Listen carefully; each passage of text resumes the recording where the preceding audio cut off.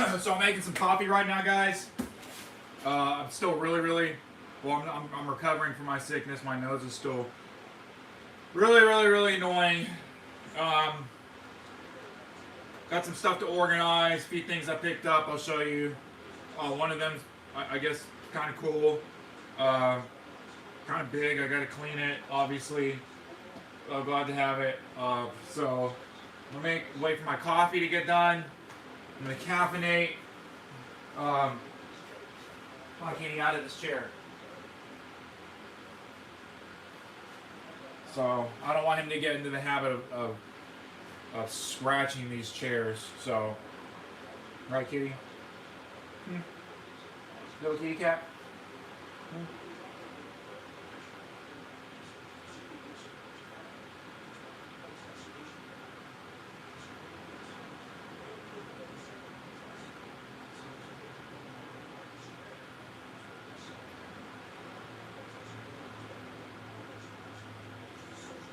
Come on, go down. He doesn't want me to put him down. You want to make some coffee? You want to watch the coffee get made? Come on. Oh, we gotta go get my coffee cup. Where's my coffee cup, little one?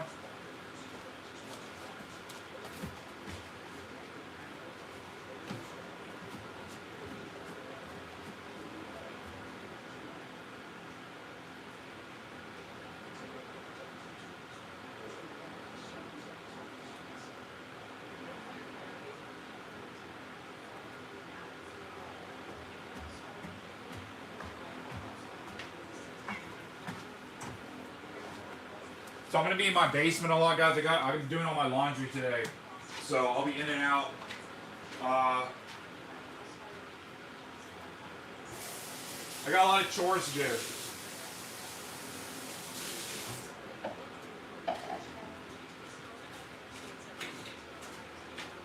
So the trash day is one day off today because of Martin Luther King Day. So I'm not doing my trash today. Normally I would be doing a huge thing of trying to get my trash ready for tomorrow, but we got a day, which I'm not complaining.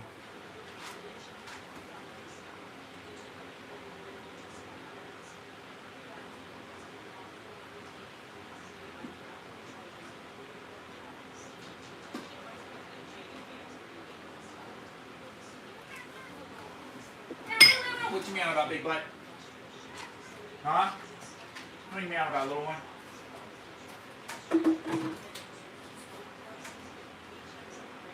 So I got the Dr. Pepper. I'm just going to throw it outside since it's freezing cold outside, guys.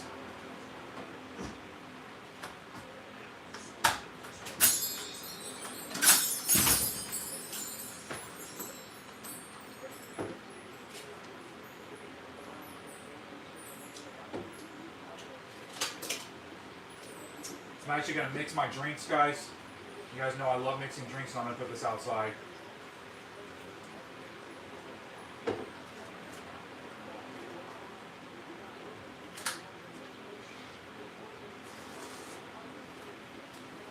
Tastes terrible. Meow.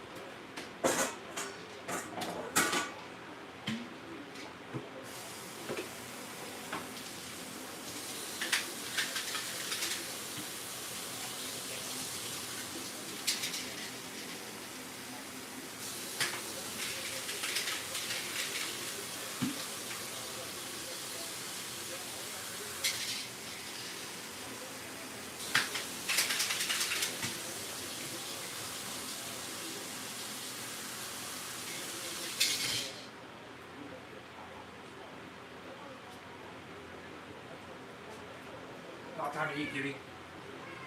Not time to eat, kitty.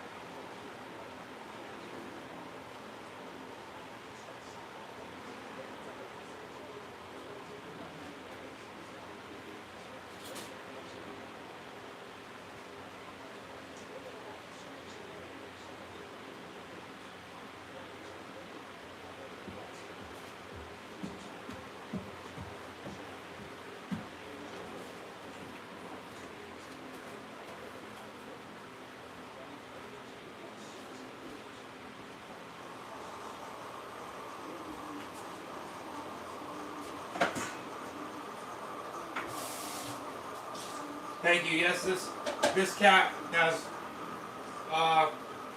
He's not ultra fluffy, but he's on the fluffier side. But once you start hugging him, he shrinks. He's small. He was malnourished when I got him, so his growth is a little bit stunted. But he's a very, very friendly cat. Presto! Aren't you friendly? Are you making coffee with me, little one? Are you making furry coffee with me? Are you making some furry coffee with me? Look, you got like 20 more minutes till food, okay? Okay, little one? 20 more minutes. I drink my coffee and then you get to eat, okay? Huh?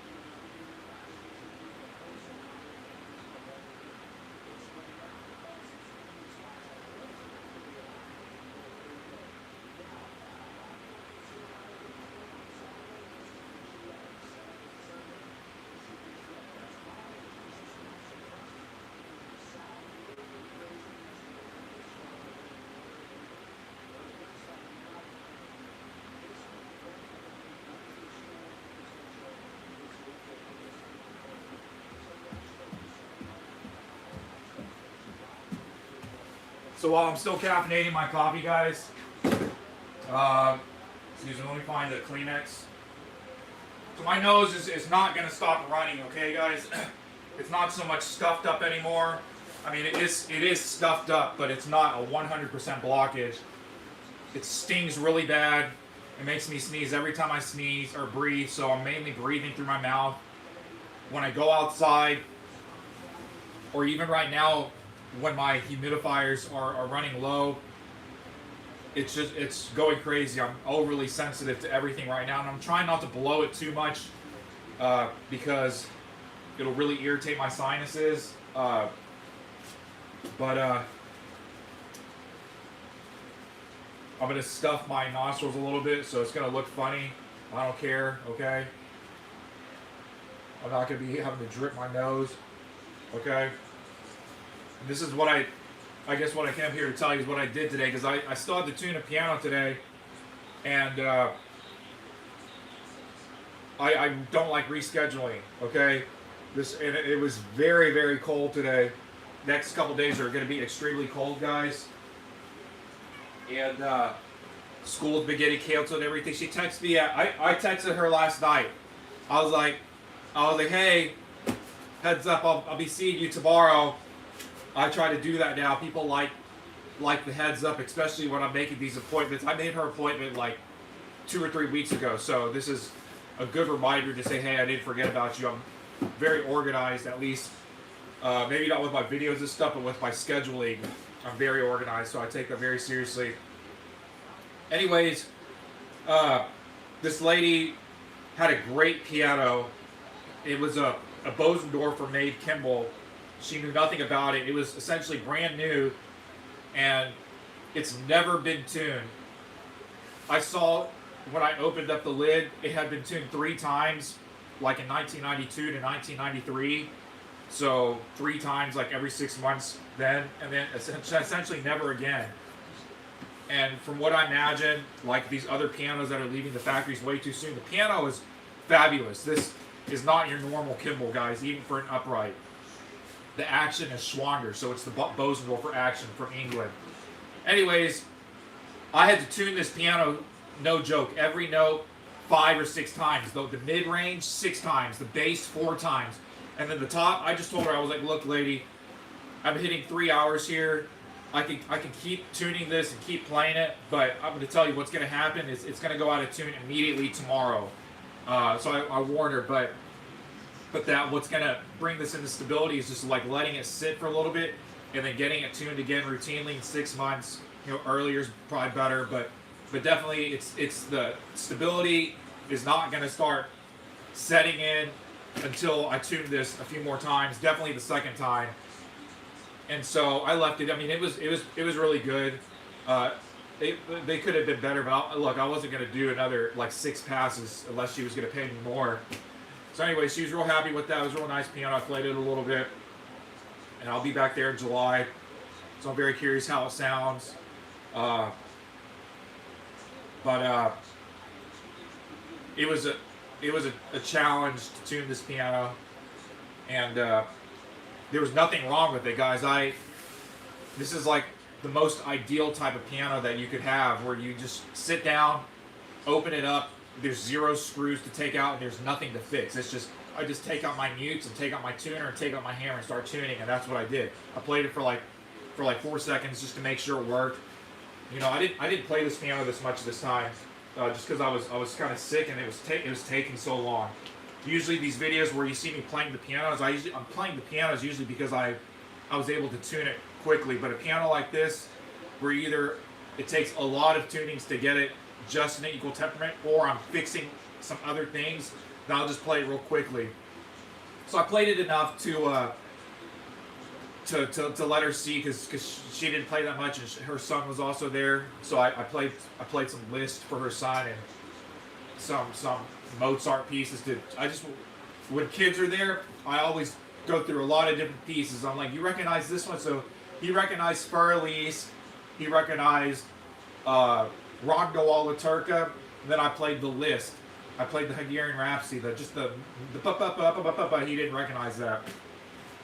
So that was cool. At least, you know, I feel like I got to introduce this piece to him. I didn't play the whole piece, but I told him what it was, you know, and so, I mean, I know he went and listened to it, and then he's gonna see that, oh, this is in all the cartoons and stuff.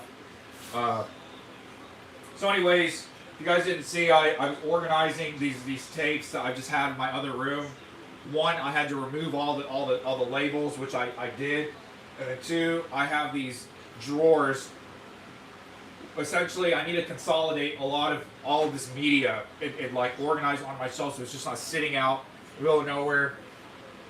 I got like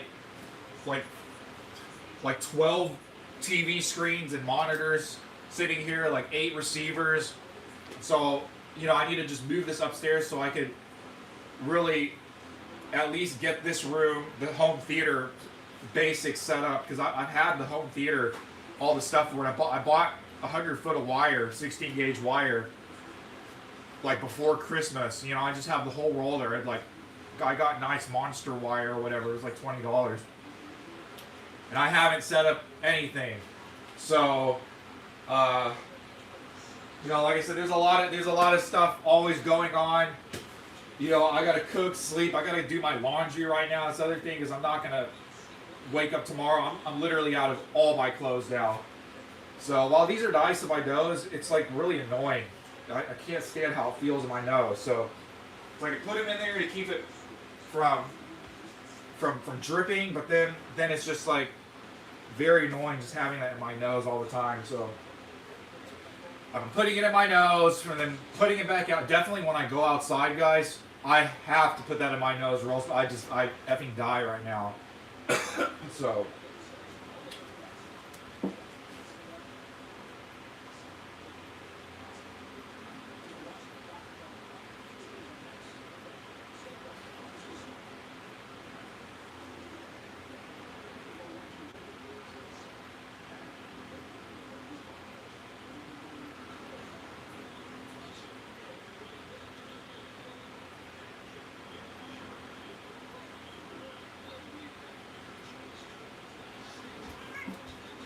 all right, come on, boys.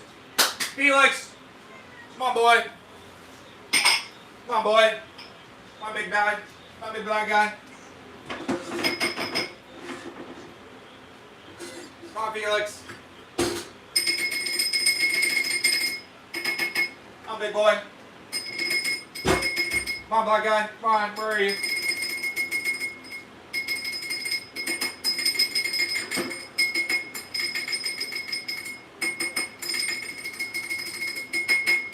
Felix! Come on, boy, where are you at? Felix!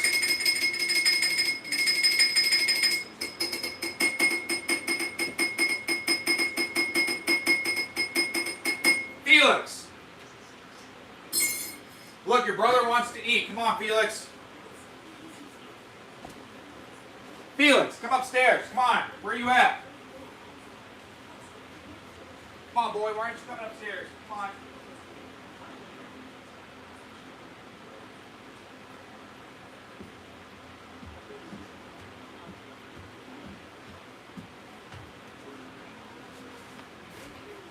Come on, Felix. You hungry, big black guy?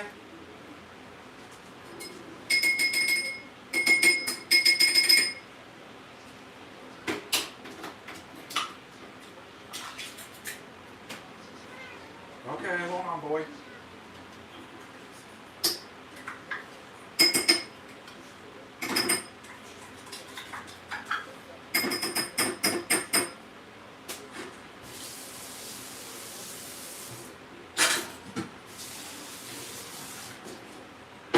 All right, come on. Come on, chow down. I'm gonna clean up when you're done. Come on, boy.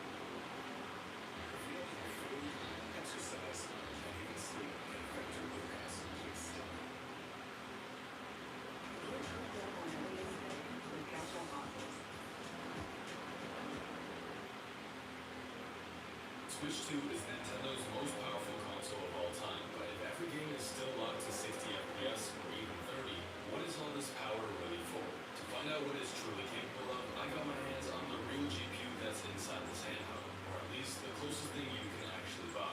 And in this video, we're going to find out what the Nintendo Switch 2 GPU can really do, because inside of this machine isn't just some regular graphics card. It's a custom NVIDIA Tegra T239, an SoC designed specifically for Nintendo, which if you didn't know is basically just a CPU and GPU combined onto one chip. But don't let its small size fool you. It's built on the same Ampere architecture that powers the RTX 30 series, some of the most popular GPUs in the world. But instead of pulling hundreds of watts of power, the Switch 2 pulls less than 20 watts in total, making it one of the most efficient gaming devices ever made. And just like any other 30 series graphics card, it supports both DLSS upscaling and ray tracing, key features we will be testing in just a second. But here's where things get really weird. Although it shares everything in common with the 30 series GPUs, the closest PC equivalent to the Switch 2's GPU is actually the RTX 2050. Yeah, the 2050. It might sound completely outdated, and honestly, I felt the same. But it actually has the same GPU die as the RTX 3050 normal, has the same 30 series features, and was released about half a year later. I think the 2050 should be called the 3040 instead, but it doesn't really matter. What does matter though is that according to Digital Foundry and Geek1's videos, if you downclock a 2050 to match the Switch 2, its performance is pretty much the same as the real deal. And that's where things get interesting, because recent articles are saying that the Switch 2's optimization is so good it performs just under an Xbox Series S. And thanks to DLSS, some co-developers claim that any Xbox Series S game running at 60 FPS can be easily ported to the Switch 2. I'm not one to believe everything I read, but after seeing real gameplay footage of Cyberpunk running on this tiny handheld, I wouldn't be surprised if they're being 100% honest. So now that we know the GPU in this console is essentially an ultra-efficient cut-down version of the RTX 2050, it's time to answer the obvious question. What if Nintendo never had to cut it down? Turns out that was a fucking expensive question to answer, because a desktop version of the 2050 doesn't exist. I had to buy an entirely new laptop just for this video. Not ideal and definitely not cheap. It cost me as much as the console itself. With the same amount of total memory and specs as close to the Switch 2 as reasonably possible, this laptop is more or less the closest PC you can find. But instead of redoing what everyone else already did for the third time, let's get right to answering the question I asked at the start of the video, to see what the Switch 2's GPU can really do when it isn't being throttled by a 20-watt power limit. Starting with some of the easier games to run before pushing this thing to its absolute limits in Cyberpunk 2077 with ray tracing. With Rocket League being one of the easiest competitive games to run, it isn't surprising that the 2050 runs it at max settings over 200 FPS consistently. But weirdly, if you play this game on the actual Switch 2, it only runs 720p 60 FPS, as it's still using the Switch 1 build. That is ridiculous, considering the new hardware is 10 times more powerful. So why is Epic Games still holding back on updating one of their most popular games? Hopefully they drop an update soon, because the T239 in the Switch 2 is absolutely capable of smooth 1080p 120 FPS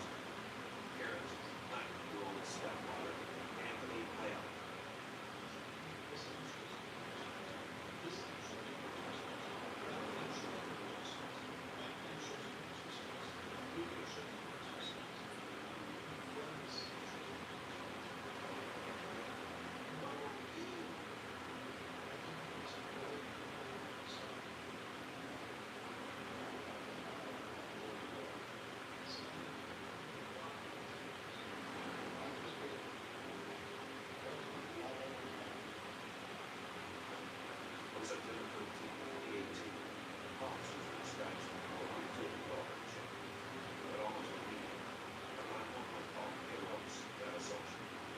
2 separate alarms are reading at once, and either one is reassuring. Emergency reporting.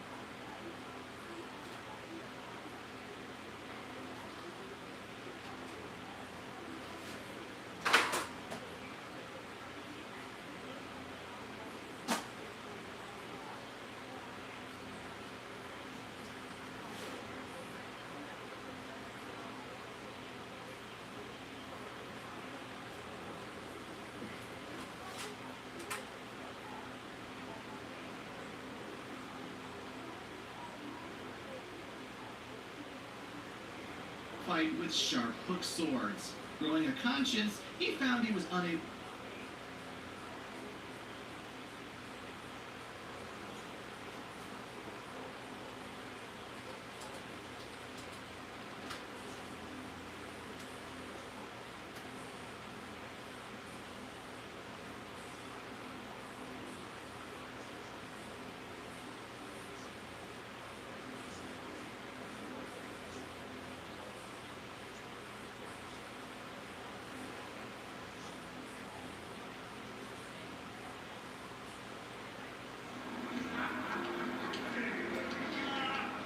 You ready? Good on my end. Just like that case. You. All set.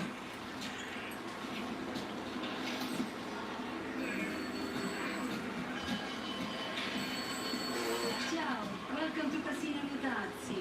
Chips, please. Your boy here is feeling real lucky. Very good, signore. Do you have any weapons that need to be checked? Right.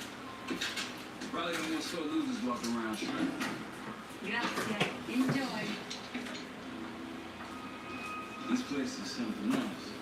Marshal, walk over to the sign in front of the card display. To the right of the bar. Oh, This place is bringing back bad memories. House always wins, Seth. I was in church with him, guild business. It wasn't pretty. This is Casino Lutazzi is a neutral space. The other Avalon's actions respect. Ciao, signore. You look like someone who appreciates luxury and finesse. And an edge. In bocca al lupo.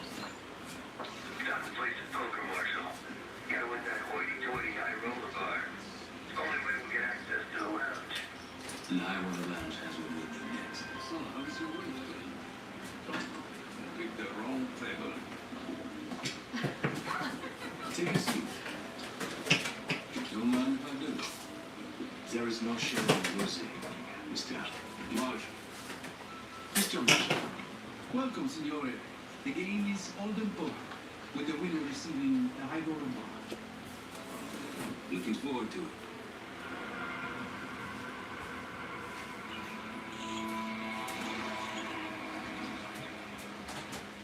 I'll set case. You know the score. Gotta tap all 3 junction boxes to give you the full view.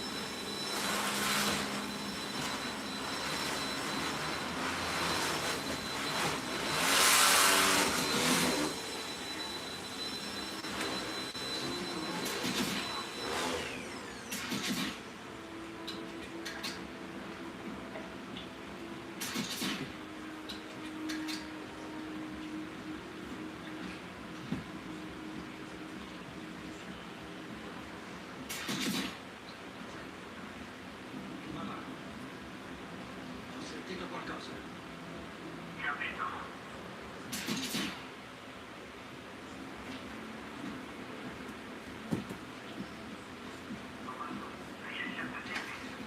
Parla tu.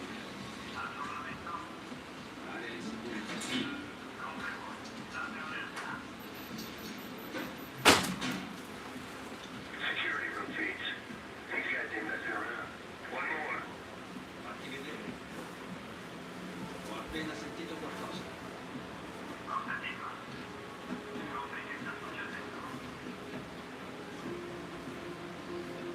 Capo.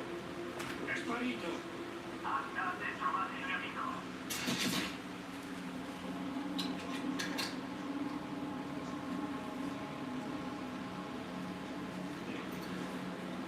L'ho perso.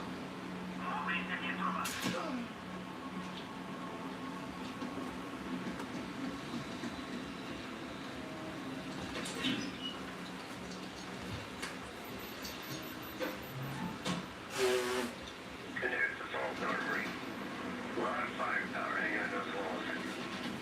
That takes care of the cameras. Time to head inside and give yourself up case. It'll only to the back of the casino. Get you close to the archive room. Actually, some security waiting outside to get ready. Well, what do we have here? Looks like another sewer ride. Let's talk. In private.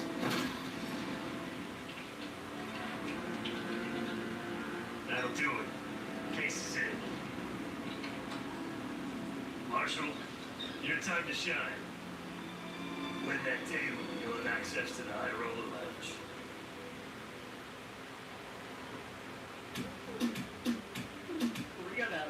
Oh, hey, we're gonna go make some beats you guys send me, okay? So let's go. Shinji, please do my beat. Bro, is that your homework? Yo, why is he low-key cooking? Hold on.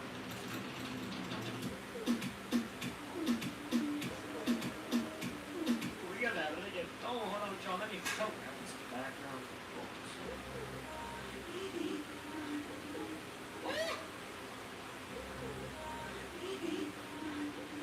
If you like co-producer and finding samples that fit your song, make sure to check out the link in the description. You can try it for free. Let's go. I kind of just want some like reggaeton flavors. Okay, before.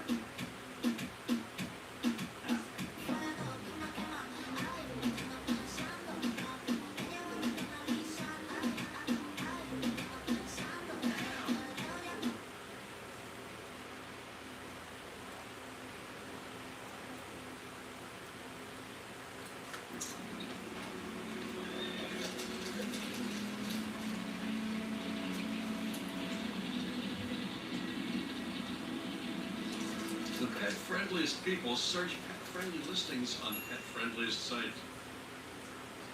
My new friend here is so generous. He keeps giving me all his chips. Where I'm from, we teach our kids to win with grace and humility. I'm afraid you are not in Kansas anymore, Dorothy. This is a game for adults, not school children. That bar is mine. I got a camera feed behind that schmuck. Time to turn your luck around. We here to talk or play cards? Bet. Go. A fearless American does not know when to take a bow, huh?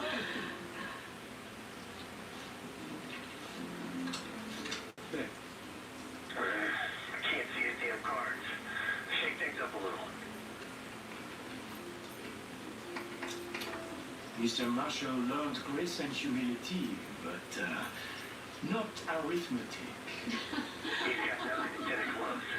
Nothing there. Raise. Raise. Such confidence. Go. Should I practice mercy, ma chérie? He's bluffing. He's telling good shit. Signore Bado checks. Raise it. Signore Marshall bets. You got this, motherfucker. Go. And now, the final card. His only chance is... God damn, lucky bastard got it straight. All in. Sev, do your thing. Marshall, whatever's up your sleeve, time to use it. Your drink, signore. You must be. I'm so sorry, sir. Please, nothing help. What are you doing? I'm Stop terribly it. sorry. You're making it worse. Leave me alone, huh? Oh, man. We need a minute. No, no. Just go away. Continue the game. All in. Gentlemen, showdown please. Full house. Sevens full of jacks. Signor Marshall leads. How did this happen? Yeah. Good game. Moving to the high road. What? You see the pit boss in there? He's there. Got a key card hanging right off his ass. That's what we need. Once I get in and create a distraction, I'll grab the card and hand it off to Felix. Felix, your decision. Of course.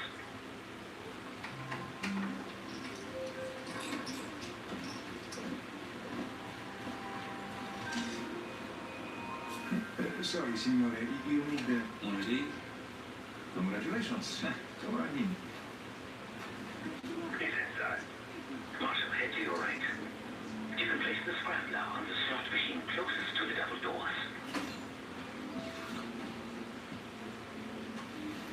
Felix, you're almost up.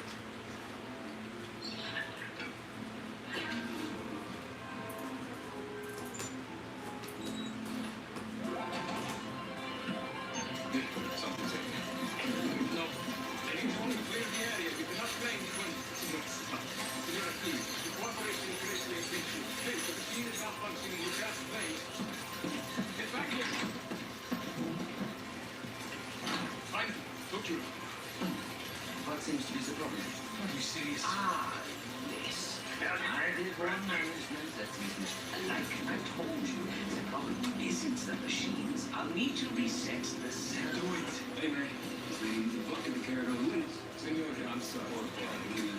Canvas bags, some big dollar signs on. Please understand. There's been a technical issue with what Tell your server room and reset those slot machines, Felix. I'll route to the server room. After resetting the machines, I'll move to the next phase. I didn't do anything! You told me you never to show your face around here again. I'm telling you, I'm not the guy!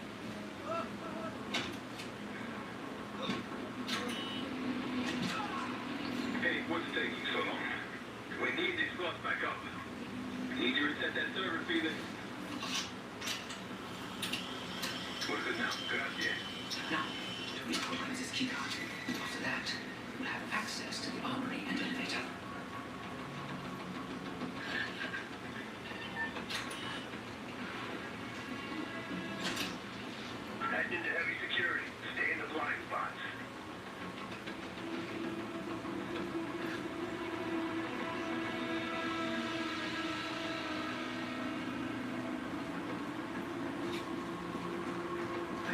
previous code for the cat as well.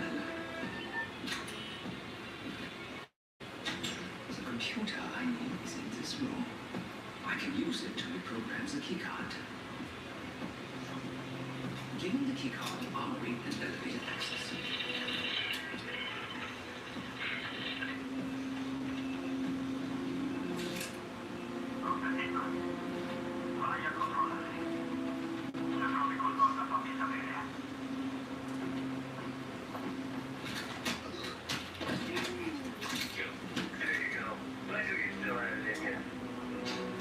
Please.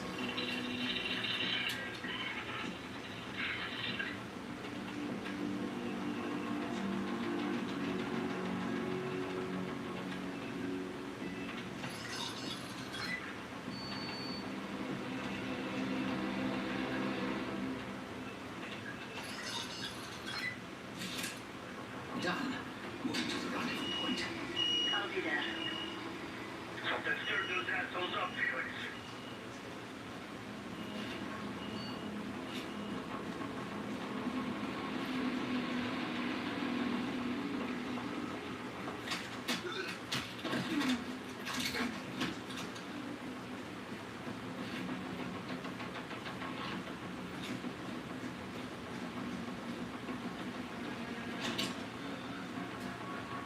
Good work, Felix.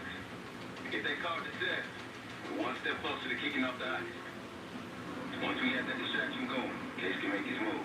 Back on the casino floor. How's the drink sound right about now? Quite welcome. Head straight for the bar, then. Schnapps, please. On the rocks. Right away, Signor. My friend is somewhat of a... Here you are. Enjoy. Go. Only in three. Cards in hand, heading downstairs. Hey! Here. I'm taking my break. With that card, you now have access to the high security floor below us.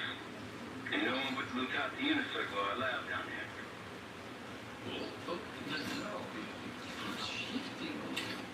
You've had way too much to do. She says. Seth, get to the elevator on the bottom floor. Set it up for me and Felix. On it. Tutto libero.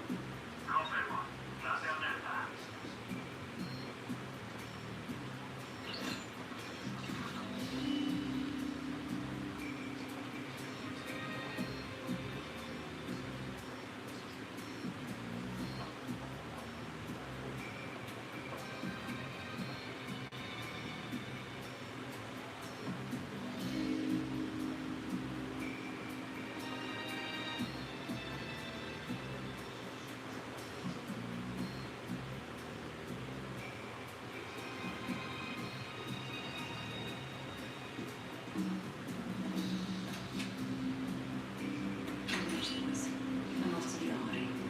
After you load it up, it's time to hit the vault. We'll meet you there.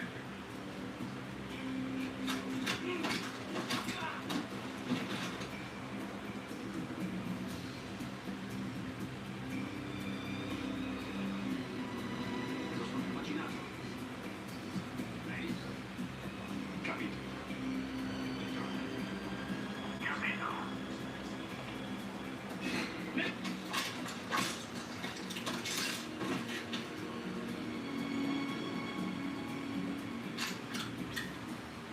Checkers and Rally's $5 MVP meal deal makes you a big deal. Choose the new mushroom Swiss, spicy chicken, or cheese double. Fries, drink, and dessert. Just $5. Be a big deal for just $5. Only at Checkers and Rally's. This eats different.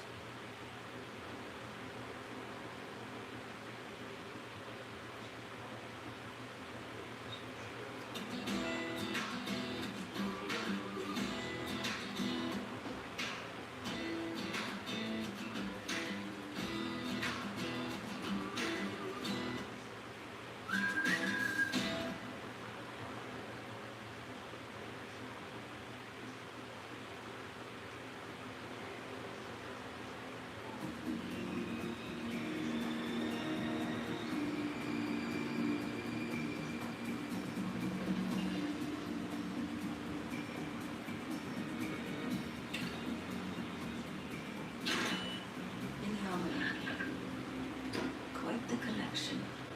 Grab whatever you can. Now we're talking.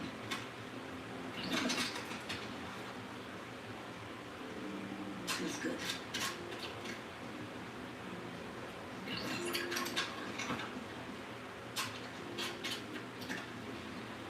Just a couple more.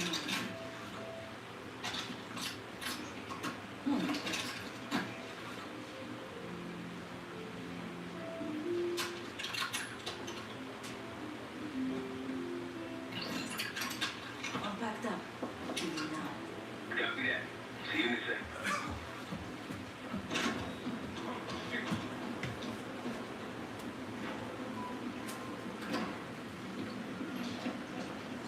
Hey, Twinkletos, we got a situation down here. I'm quite aware.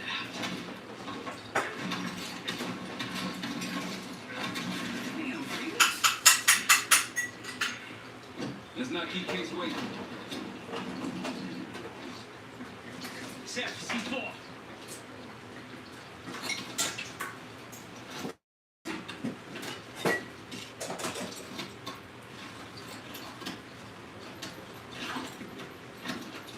Showtime.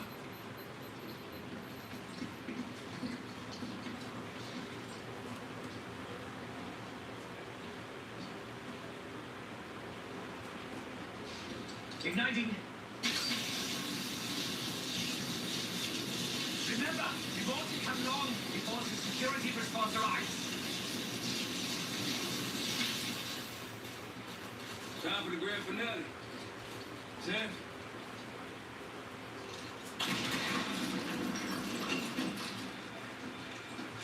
Did it work? Flawlessly.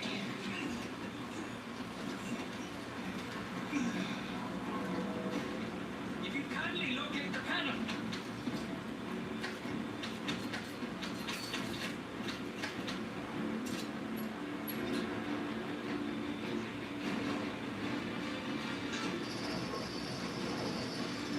Appreciate it. We're about to have company. Get out here and grab yourself a gun, Sam.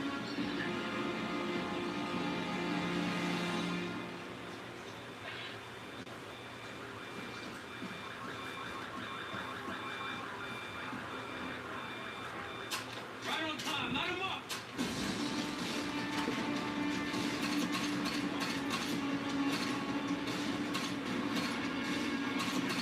Right stop, from step.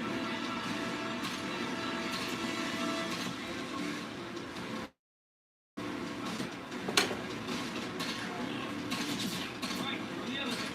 Now we're good.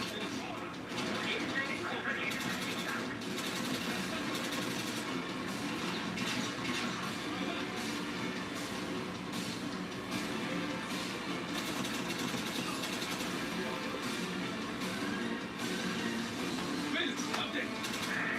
I'm the climb on time. Come on, man.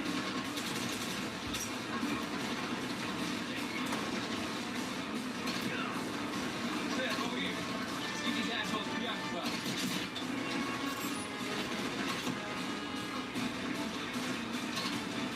Sam, come here.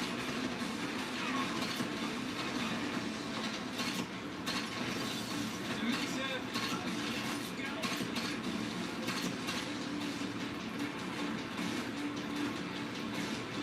Sam, come.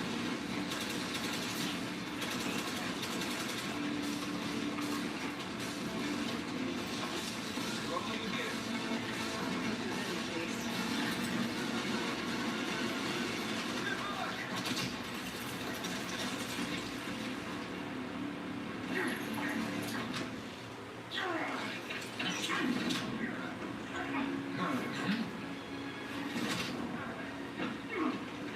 Well, I think you've wasted enough of our time. Francesco, let's finish up and take them now. Don't have them up there. I'll take care of this myself. You know something about this? Here I go. I'm gonna let you off easy.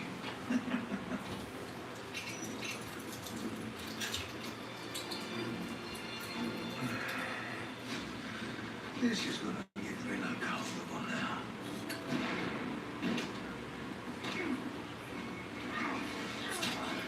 Hey, back to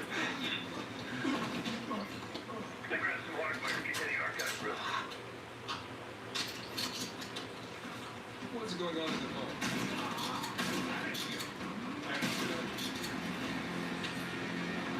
Get it open, now!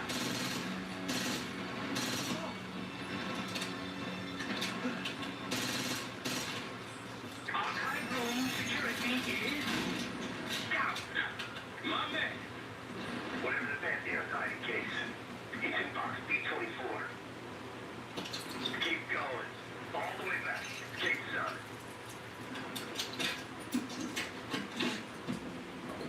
Looks like a dossier of some kind. Stolen. Okay, Lieutenant, see head your way.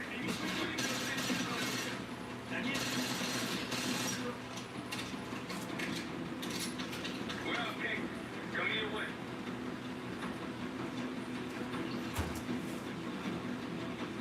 Let's go. Get a boat in the canals with our name on it. Great work, Case. You really took one for the team. Follow me. Heavy enemy presence on the main floor. Some civilians still running around, too. Watch your fire.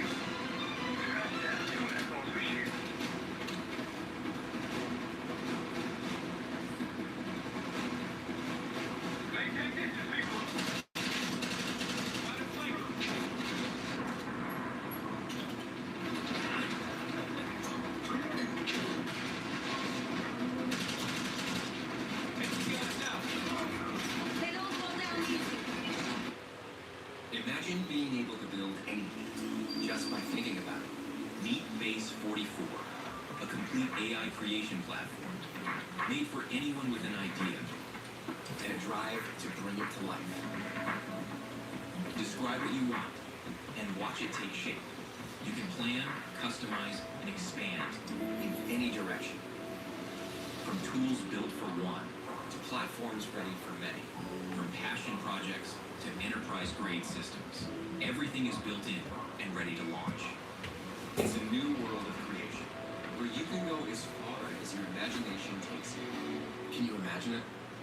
Let's make your...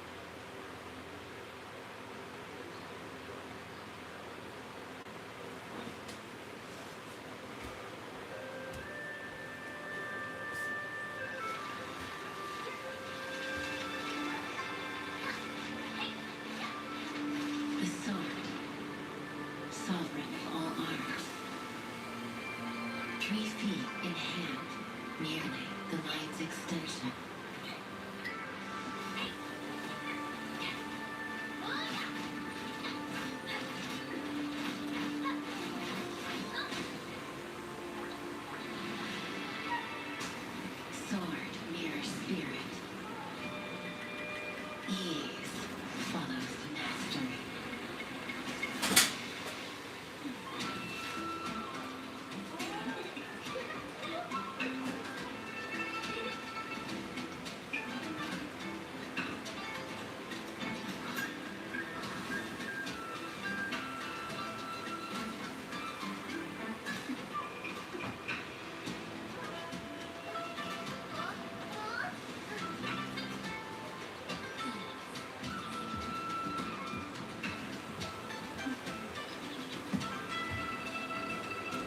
There's a sword?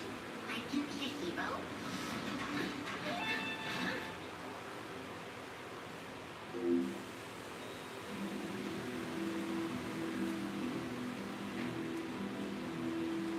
Welcome to New York.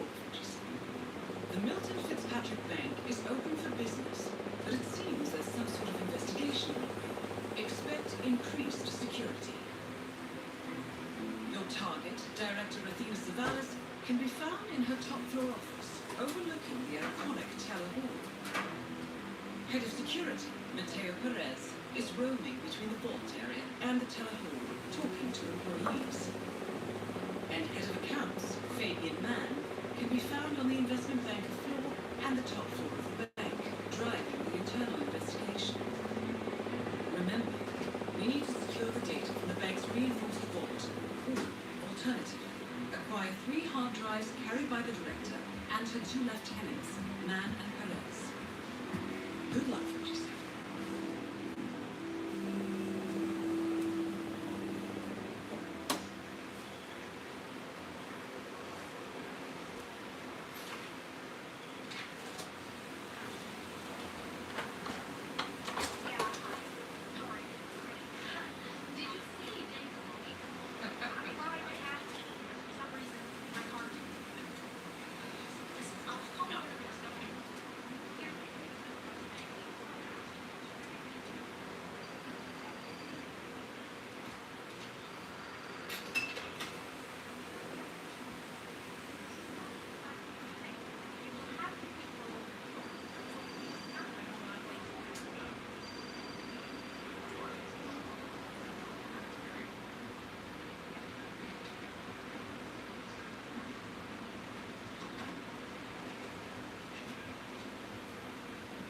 Just a quick pat down, sir. Nothing to worry about.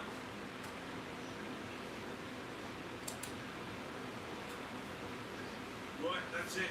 Keep moving, please.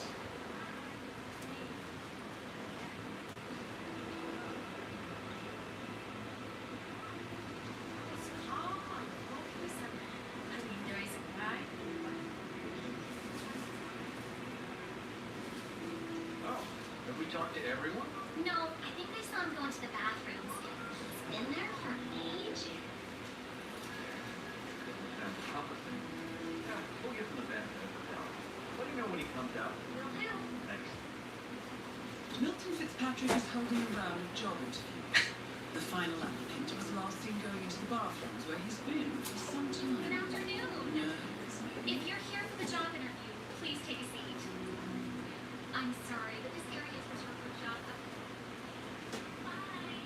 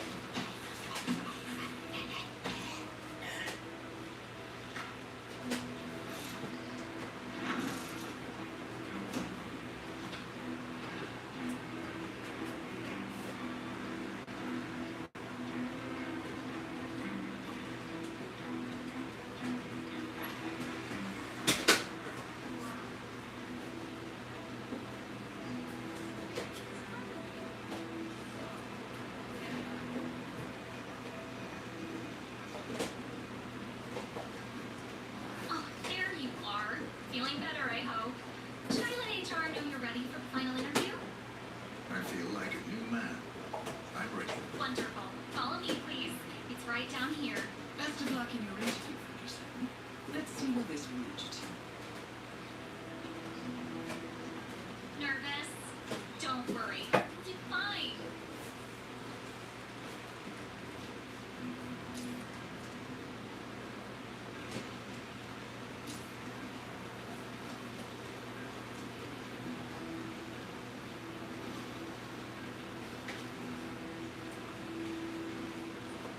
Mr. Thomas, have a seat, please. Ah, Mr. Thomas. Good to meet you. I'm Kevin, and this is Melissa. We're both with HR, and we'll be guiding you through this last test. It's important to stress that there's no pass or fail here. It's merely a standard personality test meant to gauge how you fit into our corporate culture. All right, If you're ready, let's kick this off, okay? I'm ready. Okay, so this is a very simple test. All you do is pick a card and tell us what you see there. Now, it's important to point out that there are no right or wrong answers here.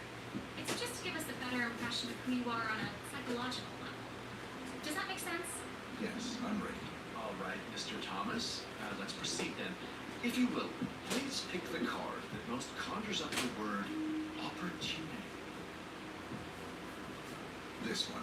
All right, now look at it closely. Take a few moments, then tell me, do you see an animal or an object? Animal. I see. What kind of animal? A bird. An eagle, perhaps. An eagle. Very interesting. A forceful animal. Anything else? It's feeding on something. Feeding. On what? A carcass. The seams reflected in a pool of blood flowing from the body. It's a vulture feeding on someone else's kill. That's very graphic, Mr. Thomas. Yes, brutally evil. Right. Very interesting observation, Mr. Thomas. Not what we expected, but that's perfectly fine. Let's take the next one, shall we? Pick any of the remaining cards that make you think of execution, please. I'll pick this one. Good choice. Tell me, what is the first thing you see here? Just the very first thing that comes to mind. I see a figure in a large coat, perspective skewed, as if I'm looking at him from the ground. He's got something in his hands. Go on. He's armed, dual firearm, large caliber pistols. I see. What else do you see? He's just finished a job, perfectly executed. And who is this man? It's me. Very, very interesting, Mr. Thomas. Well, that's a very creative interpretation, Mr. Thomas. I think we've just got time for the last card. Please proceed. This last card should hopefully make you think of prosperity. Okay, Oh, very good. This is an interesting one. What do you see here? Take in the whole image, please, and in as much detail as possible, tell me what this reminds you of. well, Can you elaborate on that? I see a big pile of money earned performing questionable actions. And how do you feel about that? Bending the rules of the game. It's what I do. Very good, Mr. Thomas. Well, I have to say, that was very impressive, Mr. Thomas. With your cutthroat approach and killer instinct, I think you'll fit right in with Milton Fitzpatrick. Wouldn't you say so, Melissa? I couldn't agree more, Kevin. Mr. Thomas, allow me to congratulate you on your new position as an investment banker here at Milton Fitzpatrick. Thank you. When do I start? Well, aren't you an eager beaver? Well, we expect you to come in tomorrow at 8. Welcome on board, Mr. Thomas. You know what? If you want, feel free to have a look around the bank. You've got clearance all the way to the top. Get to know the place. Just don't go into the CEO's office. We don't want to lose you on your first day. Thank you. I'm sure you can see yourself out, Mr. Thomas. Have a nice day.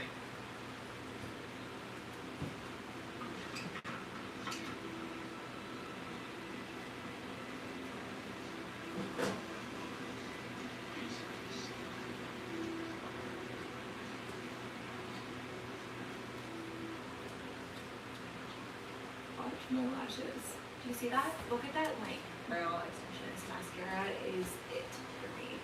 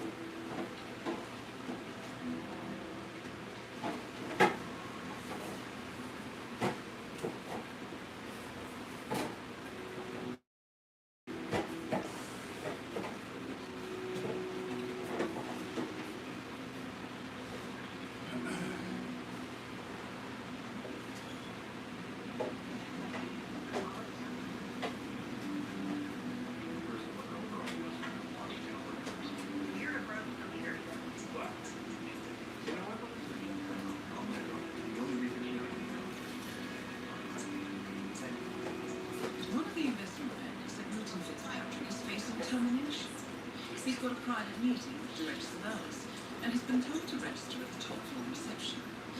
Well, terminations are your specialty. Let anyone from IT in there? That's right. Now crap, this whole building is wired. The director hates seeing cables anywhere. Well, she had a router installed in her office, but it dies a lot. Hence the need for IT to drop by. No, I'm not even sure what you mean. I understand the task and what to do. Someone broke in and this goes. You don't really have a map.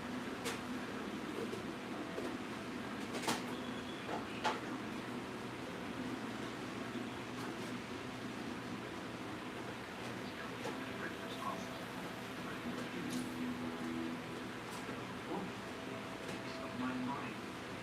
I gave this place everything.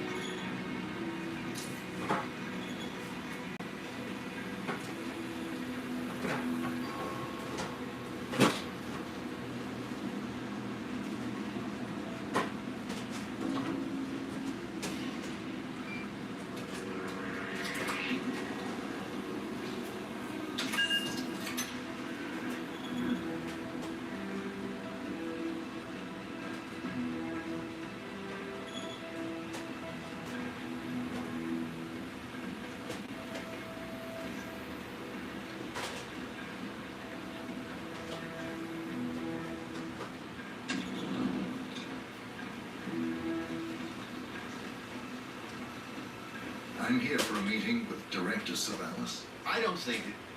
Oh, yes, of course. That's right, go inside. Thank you. Excellent, Fortress. This should be a termination Director Savalas won't forget.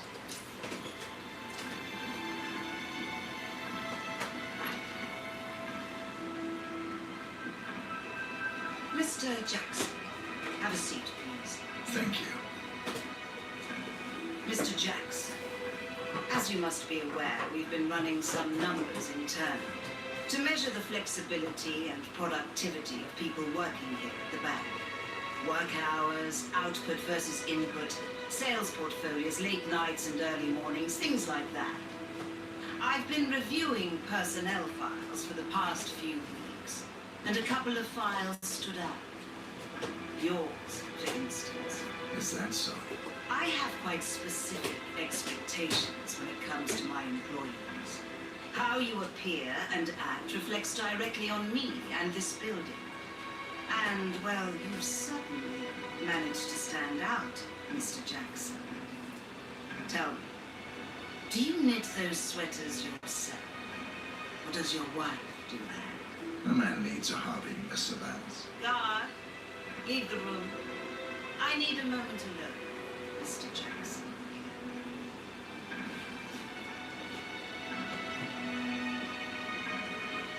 So, Mr. Jackson, I'm pleased to inform you that you will be able to explore your hobbies in even greater detail in the near future. We're letting you go, Mr. Jackson. The bank appreciates your contributions over the years, but we feel it's probably best to part ways at this time. This may upset you, but let me assure you that eventually you will come to embrace this point in your life as an opportunity. This is not my first termination, Miss Savalas. Ah, somehow I'm not surprised. HR will send you all the relevant papers, Mr. Jackson.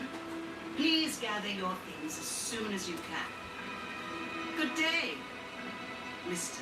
Jackson.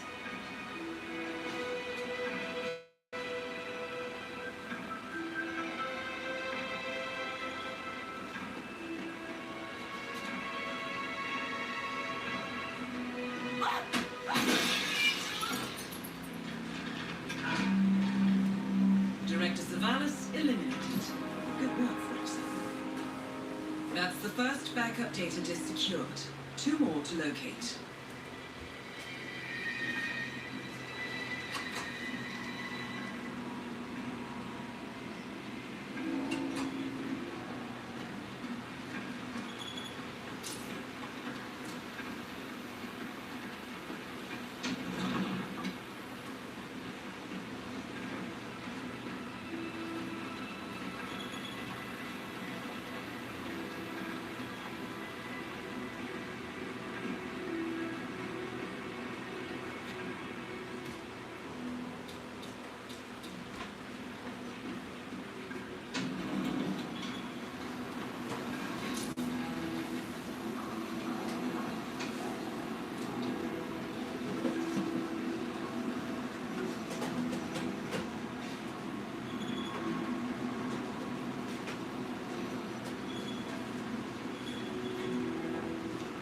How's everything looking up here? Nothing new to report.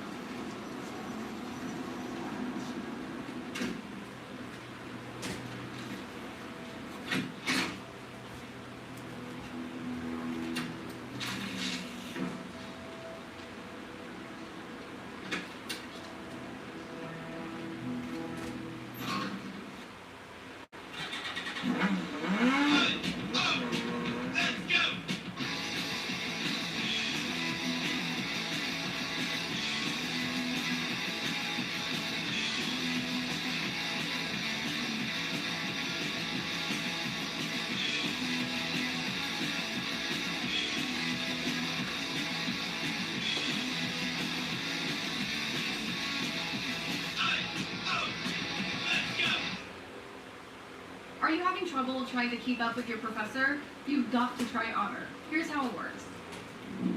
Let's say I'm in class. I just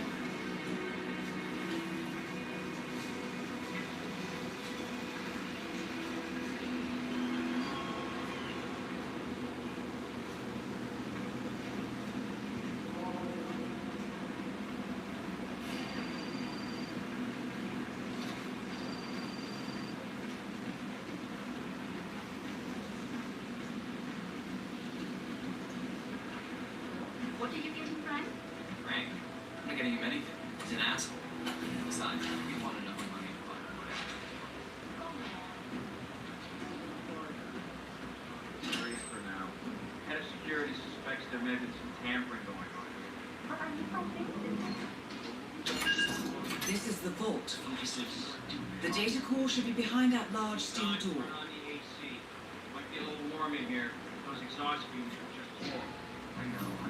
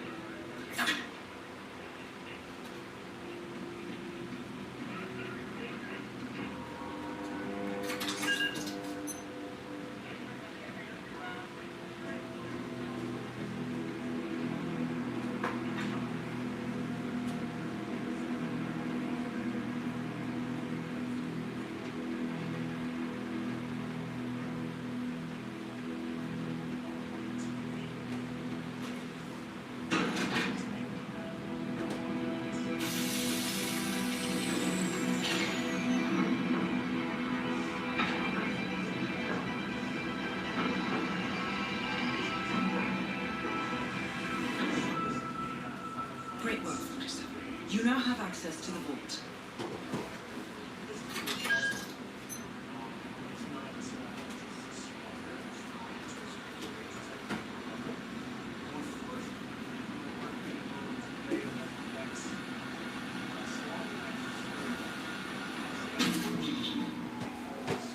Good work, 47.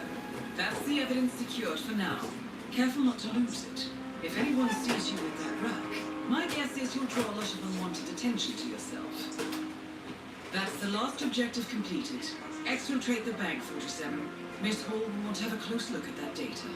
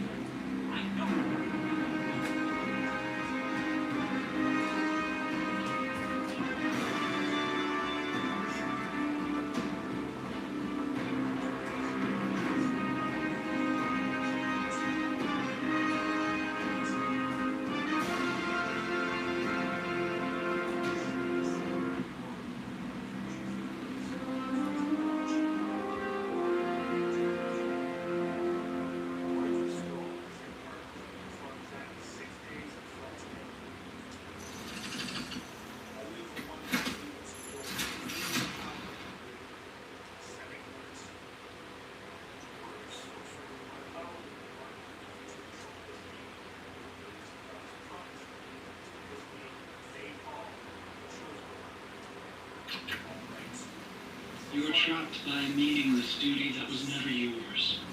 The path already proven to end in utter defeat.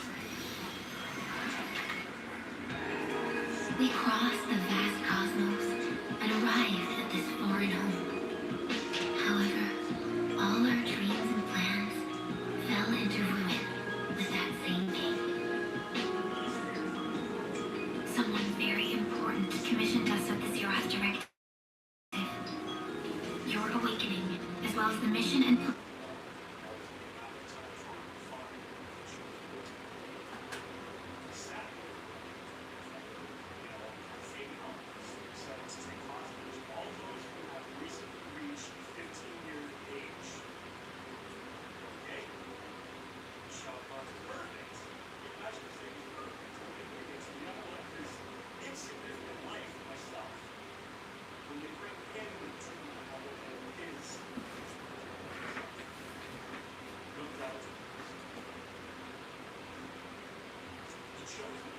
Growing up as a kid, I played a wide variety of video games. Platformers, RPGs, whatever the hell Seaman's supposed to be. But the type of game I played the most with my friends would have to be the fighting variety. Street Fighter, Mortal Kombat, Dead or Alive, Soul Calibur. Just me and my buddies going one-on-one to beat the living piss out of each other. And as much as I'd love to say that I'm a fighting game god, that couldn't be further from the truth. I am terrible at these games. Like, I understand what I'm supposed to do. Blocking, zoning, super meters, write down rights for your shoryukens, you know. But I just can't react to any of it fast enough. I never use my assists effectively. I can't counter anything in DOA. I couldn't pull off a 10-string to save my life.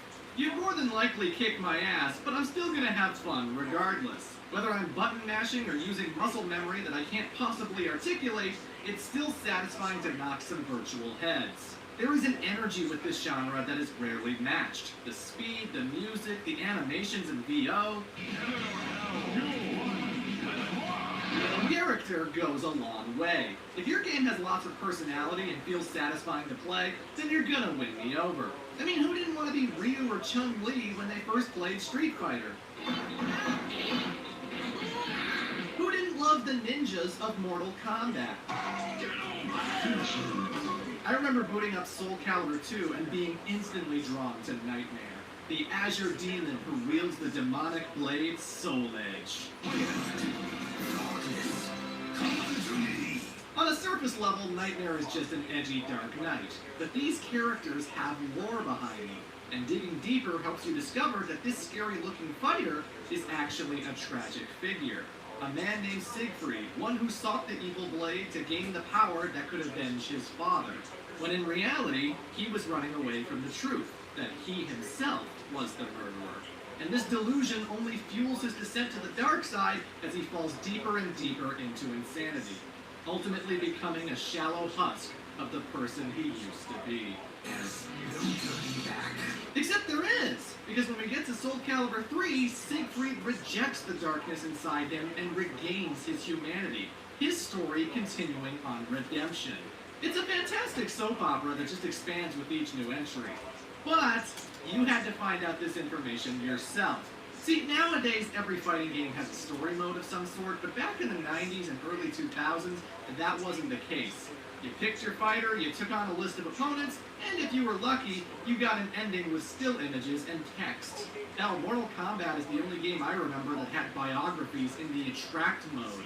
Every other time, you had to consult the instruction booklet, and Virtua Fighter never had endings to their games, so those manuals are essential to know anything about the lore. Did you know that Hyde is a Hollywood actress? Neither did I! Figuring out fighting game lore is like going to IKEA. They give you the pieces, but you have to assemble it yourself. And that takes us to the topic of today's video. I'd like to talk about Tekken.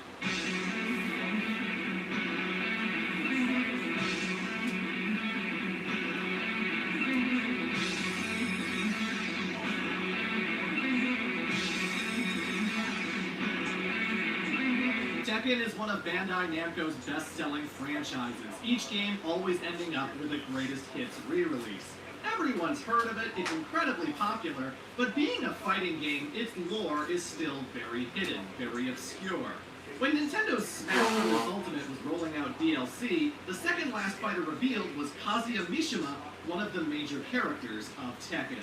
And it was interesting seeing all of this obliviousness from friends and strangers alike. They knew where he was from, but why does he turn into a purple demon man?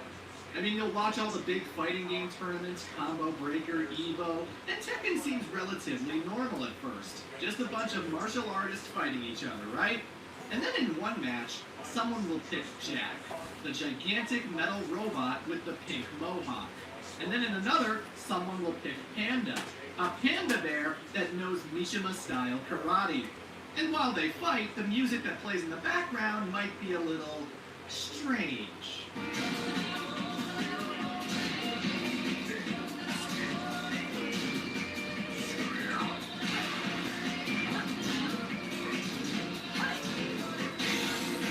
Imagine being able to build an app with your name on it, just by thinking about it. Meet Base 44, a complete AI creation platform. Describe what you want. It's a franchise that looks really intense on the outside, but behind the curtain is some really goofy shit.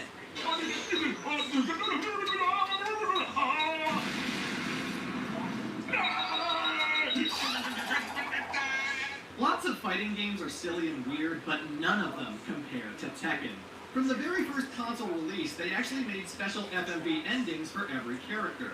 Some were badass, some were wholesome, but a lot of them were just crazy. And it made you want to beat the game with every fighter just to see what would happen next. That's what got me hooked onto the lore and why it's been living in my head all these years. And it always led to amusing conversations because people couldn't believe that Tekken was so cuckoo for Cocoa Puffs. If you're trying to get into the series today, you'll start with Tekken 7.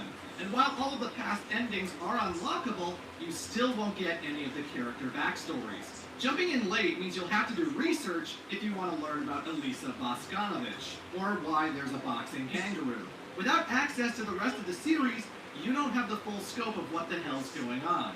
And that's what this video is for.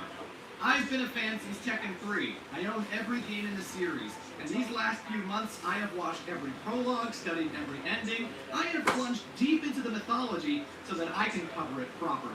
Because I want everyone to know just how crazy this series really is. So, without further ado, let's talk about the insane lore of Tekken. So one thing I should address right off the bat, the name.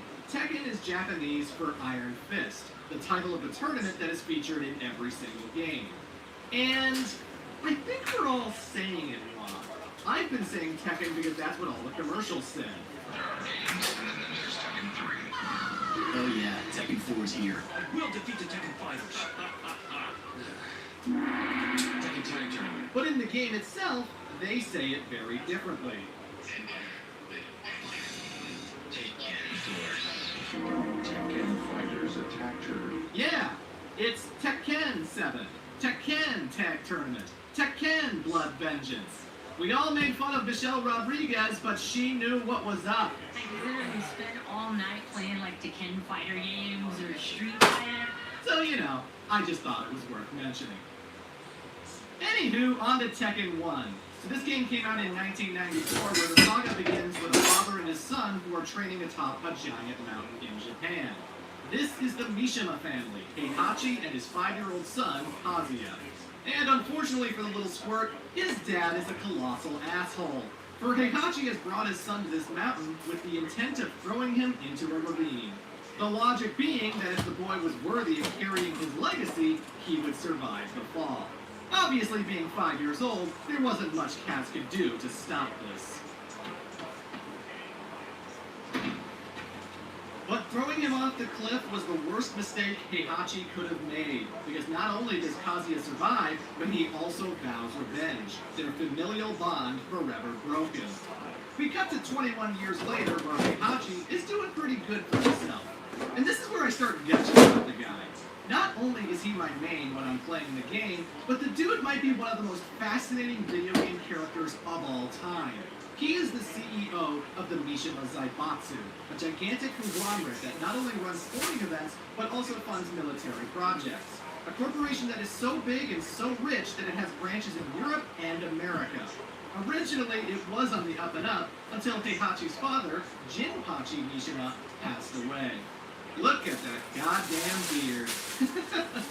One has to wonder if Jinpachi's death was legit, because as soon as Heihachi gains control, he starts using the company for organized crime. He's basically the head of the Yakuza if it extended to the whole goddamn world. Oh, and no one dares cross Heihachi, because try as they might, the man is unkillable.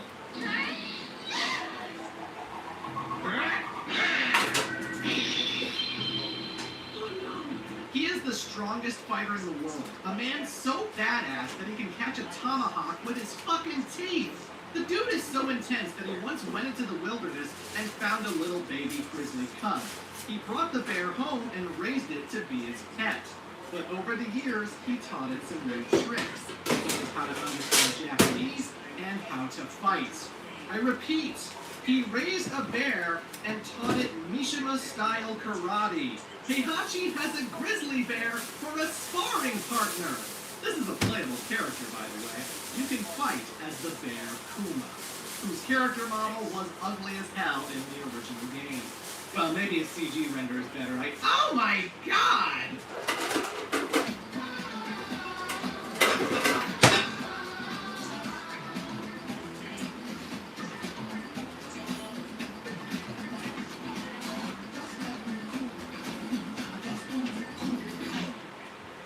Oh, and it should be mentioned that it wasn't enough for Heihachi to throw his son off a cliff. He also adopted another child purely to be a rival to the boy. An orphan who was good at fighting off street punks, Li Chaolong was officially made in Mishima, where he enjoyed the Zaibatsu's grand show. If you think that Li loves his adopted father, no. Like I said, Heihachi is a shitty father. Anyway, Heihachi is on top of the world. He's rich, he's powerful, but he feels so dissatisfied. Say what you will about his criminal ties, the man only wants a fair fight. To meet that challenger who can finally push him to his limits and best him in combat. And so he comes up with a brilliant idea. The King of Iron Fist tournament. A call to every fighter in the world to see who can dethrone the Zaibatsu's head honcho and win the gigantic cash prize. And thus the stage for Tekken is set. A dozen weirdo fighters all coming together, including Kazuya, our would-be main character. Of course, you're not forced to play as Kazuya, but he is up front and center as a star. He gets the most screen time, he takes up all the space. Hell, the poster's tagline is all about him. But what I find interesting about this is that Kazuya is not a hero. At all. Typically in fighting games, the main character is a babyface. Ryu from Street Fighter, Liu Kang from Mortal Kombat. These guys don't have any dark intentions, they just want to do the right thing and make the world a better place. But not Kazuya. Like, yeah, Heihachi's a criminal prick, but the goal isn't exactly noble. He wants to murder his father so that he can inherit the Zaibatsu and attain world domination. He doesn't want to restore honor to the company, he wants to be the new big bad. And this isn't a retcon. Even as early as the first instruction manuals, he is described as a cold-blooded man who wants his coup d'etat. The main character is morally gray, and you're not supposed to root for him. I find that fascinating. It really sets the tone for the Mishima storyline going forward. But let's talk about the other characters. Like Jack the Robot, a mechanical humanoid built by the Russian military. They enter Jack into the tournament because they caught wind of Kazuya's plans and want to stop him from winning. The rules for entering the tournament seem pretty lax because apparently it's okay for martial artists to fight giant robot men made of titanium. Although to be fair, Jack can't be that tough because its model was mass-produced for jobbing. Yeah, it's not a unique machine. There are hundreds, and I mean hundreds of Jack robots that all operate exactly the same. And throughout the series, the fighters will dispatch these tin cans like they're nothing, because honestly, they are. Although these moves have been programmed to dab on top of their beaten opponents, so I'll say that's kind of amazing. Who designed the Jack robots? Why, Russian scientist Dr. Boskanovich. He's not a playable character, but he would become one in Tekken 3. This guy's basically the Dr. Light of Tekken. He's an incredibly talented scientist who will be responsible for a lot of the crazier fighters coming up.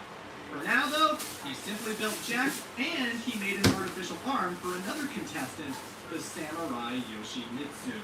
Which again, swords are allowed in the Iron Fist tournaments?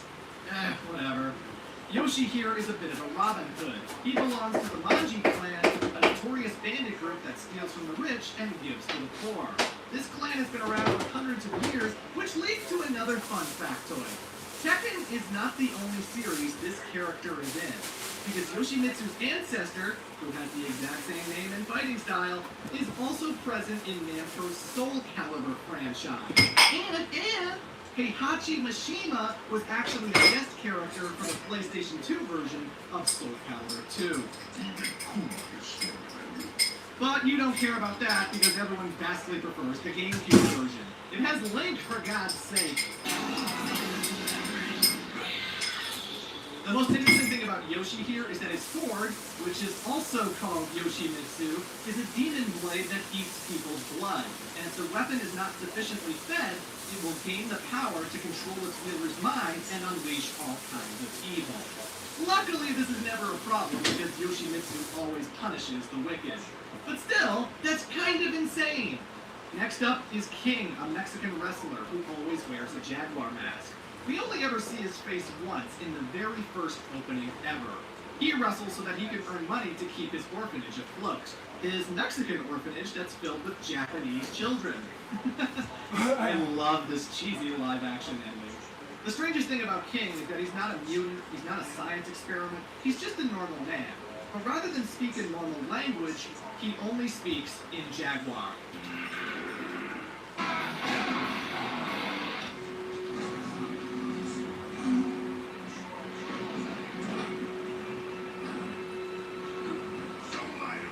Tekken is like the only franchise I can think of where every character speaks their own native language.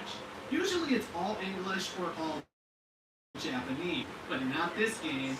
Paul Phoenix, the American, only speaks English. Heihachi only speaks Japanese. Lily speaks French, Leo speaks German, Claudio speaks Italian. It's so strange to have a scene where three different characters are saying three different languages, yet they can all understand each other just fine. They can also understand Kuma, and all he does is roar. Tekken is so goddamn weird. It should also be mentioned that there is Armor King, another wrestler who wears a jaguar mask. His eye was crushed by King, which caused his wrestling career to suffer. He's entered the tournament for revenge. And then there is Anna and Nina Williams, the Williams sisters. Their parents taught the two how to fight to the point that they're both deadly assassins. But family or no, these two can't stand each other. Anna always jealous of the attention her father gave Nina, and the latter always being cold and dismissive. Except when she's watching Tom and Jerry, because Nina's a big fan of Tom. I didn't make that up. That's what the manual says. These two fight a lot. Like one time, Nina deliberately stole Anna's shoe, got called out on it, and so she slaps the shit out of Anna, who cries at the abuse, and she laughs it off because, haha, I did have this shoe. In Tekken 2, she just barges into the bathroom while Anna's showering and snaps a nudie pic without her consent. But it's okay because Anna got revenge when these three bodybuilder guys came up to flirt with them, and Anna took all three of them home. No gangbang for you, Nina. It should also be mentioned that Namco apparently thought Nina was so popular that she deserved her own spin-off game. Death by Degrees for the PS2. It sucks, don't play it. I'm not covering it because it's wildly inconsistent with Nina's backstory in the main games. But maybe I'll give it a deeper look some other time. I gotta speed this up. There's Michelle, the Native American whose family was ruined by the Zaibatsu. There's Ganryu, a Japanese sumo wrestler whose shameful behavior lost him respect. There's Martial Law, yes, that's his name, a chef working in San Francisco. He looks and fights like Bruce Lee because every fighting game ever needed a Bruce Lee type. Marshall is best friends with another contestant named Paul Phoenix, and you don't want to sleep on this guy. He may be a brash, blowhard American, his hair would make a Racerhead blush, but this guy is legit. He once fought Kazuya Mishima before the tournament, and the battle ended in a draw. He didn't win, but he didn't lose either. He is on par with the protagonist. Remember that for later. And finally, I'll mention Wang Jinrei, a merchant and longtime friend of the Mishima family, in particular, Jin Hachi. He's on good terms with Heihachi, but he doesn't really approve of all the criminal activity. Okay, that's the roster. Tekken 2 will go by a lot quicker because there's a lot of setup here. Going by character bios and story details from future games, I put together bullet points for what matches happened and who can. So I got a new blow dryer, guys. I left it in my car. In the game itself, I got it for $4.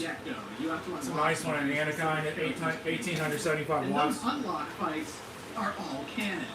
Paul Phoenix defeated Kuma, Kazuya defeated Lee, Yoshimitsu defeated Ganryu, and even worse, he took all of his money. Money that he will not be getting back because it was given to people in much more need.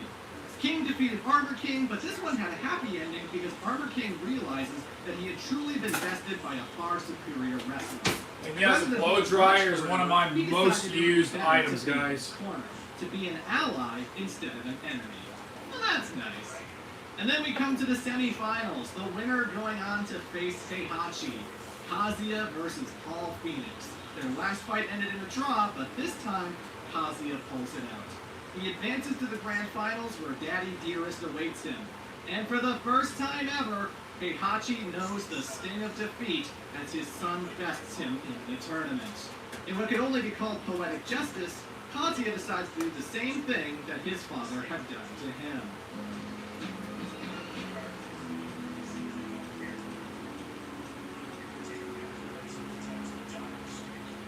That fucking smile. The dude just murdered his father, and it's like, what a happy, wholesome moment. Yay!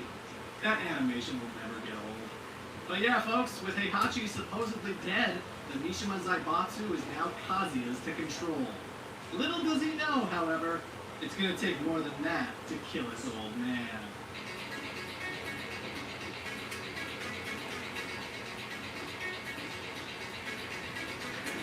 So 2 years have passed since the original Tekken, and Kazuya is now on top of the world. But like I said before, this man is not a good guy. His goal is world domination, and he uses the Zaibatsu in all kinds of nefarious ways to achieve that.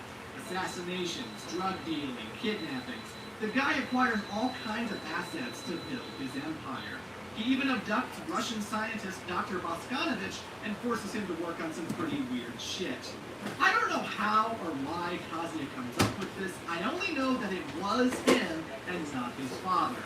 So he tells the Zaibatsu, I want you to poach as many animals as you can. Cheetahs, wolves, kangaroos. I don't want just an army of people. I want an army of beasts. And so, through some mad science, Dr. Boskanovich creates the first transgenic military animal, Roger.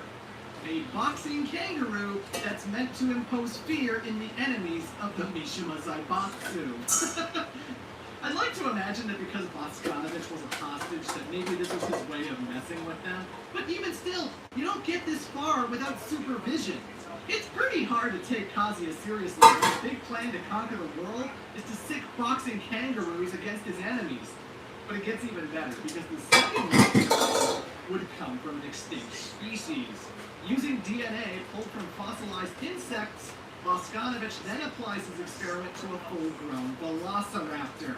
The man literally brought back the dinosaurs just so he could slap one with boxing gloves. I mean, shit, man, you'd think resurrecting dinos would earn you a pretty sizable chunk of change, but hey, what do I know?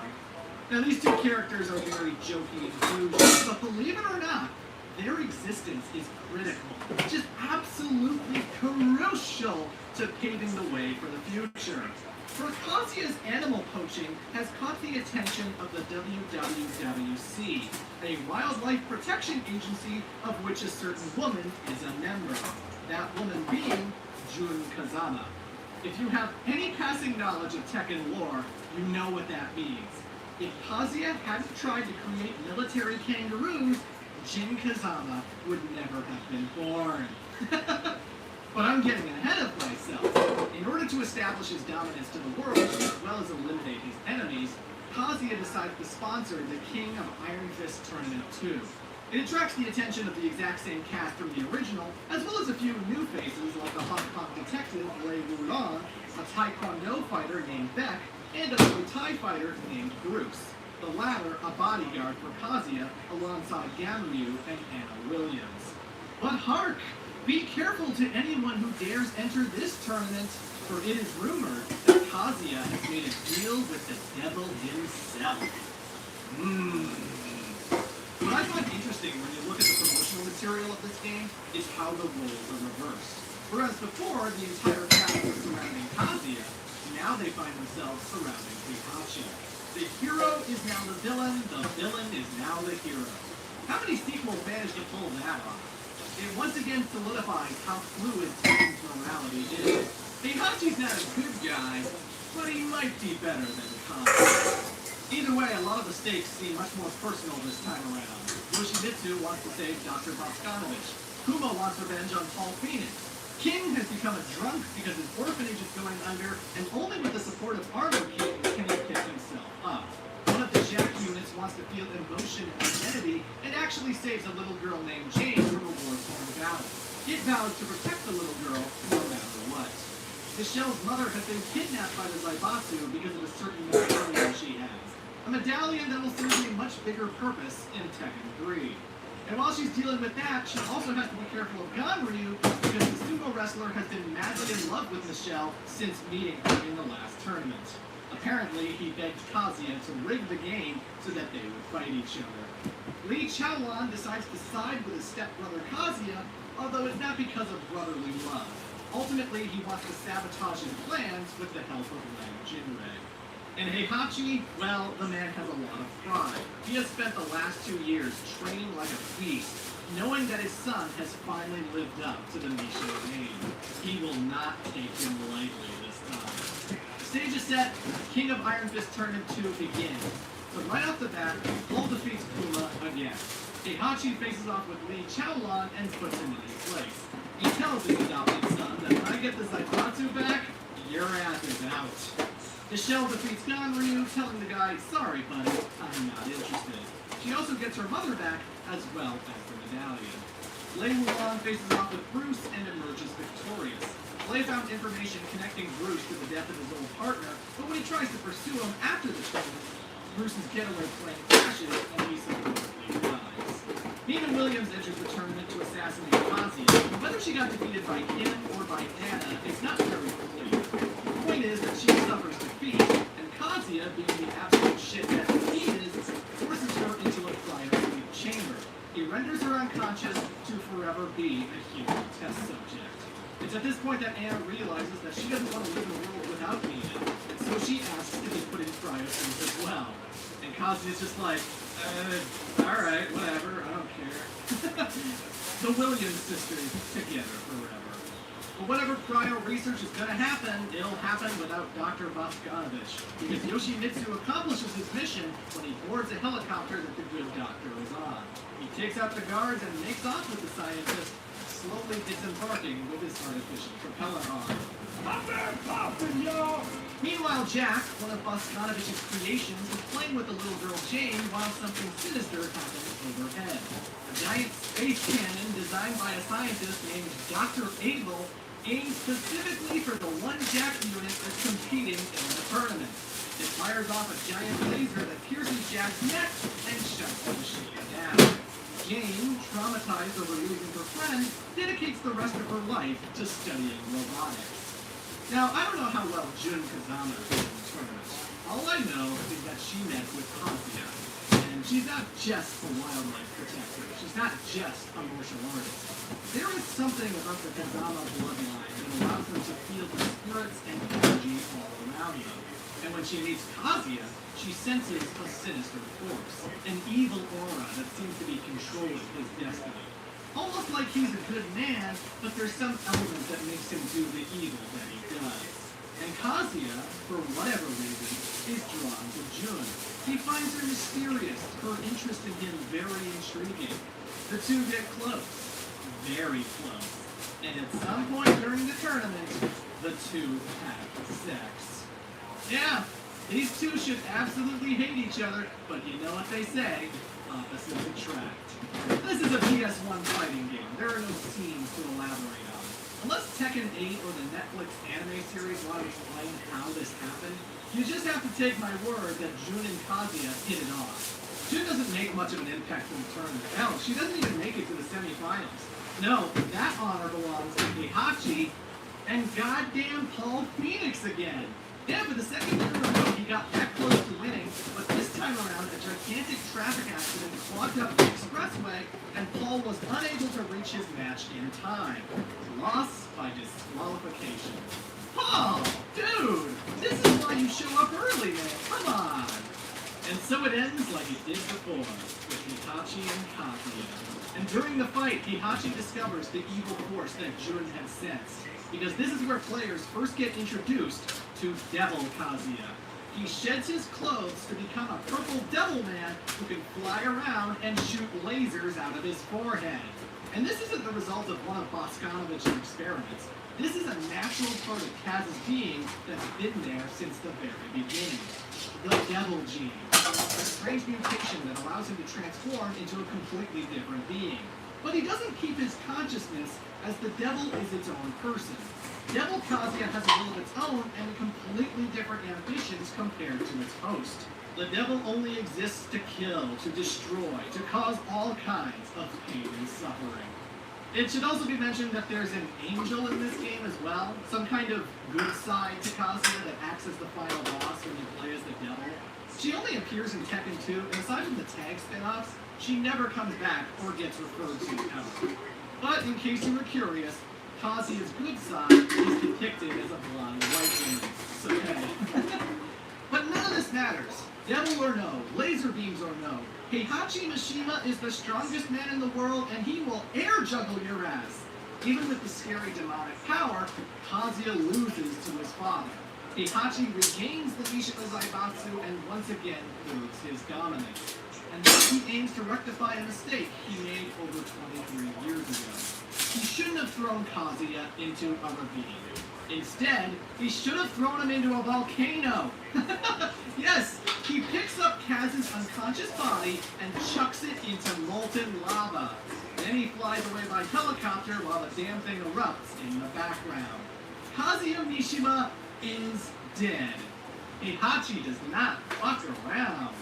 With the devil taken care of and things returning to normal, the only trace of Kazuya left is his child. One that will be raised by Jun Kazama.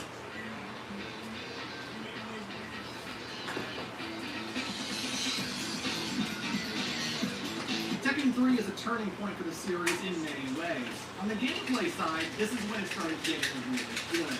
Faster combat, more fluidity. It all is drastically better than the two games that came before it. And everyone took notice, which is why Tekken 3 is often considered one of the greatest PlayStation games ever made.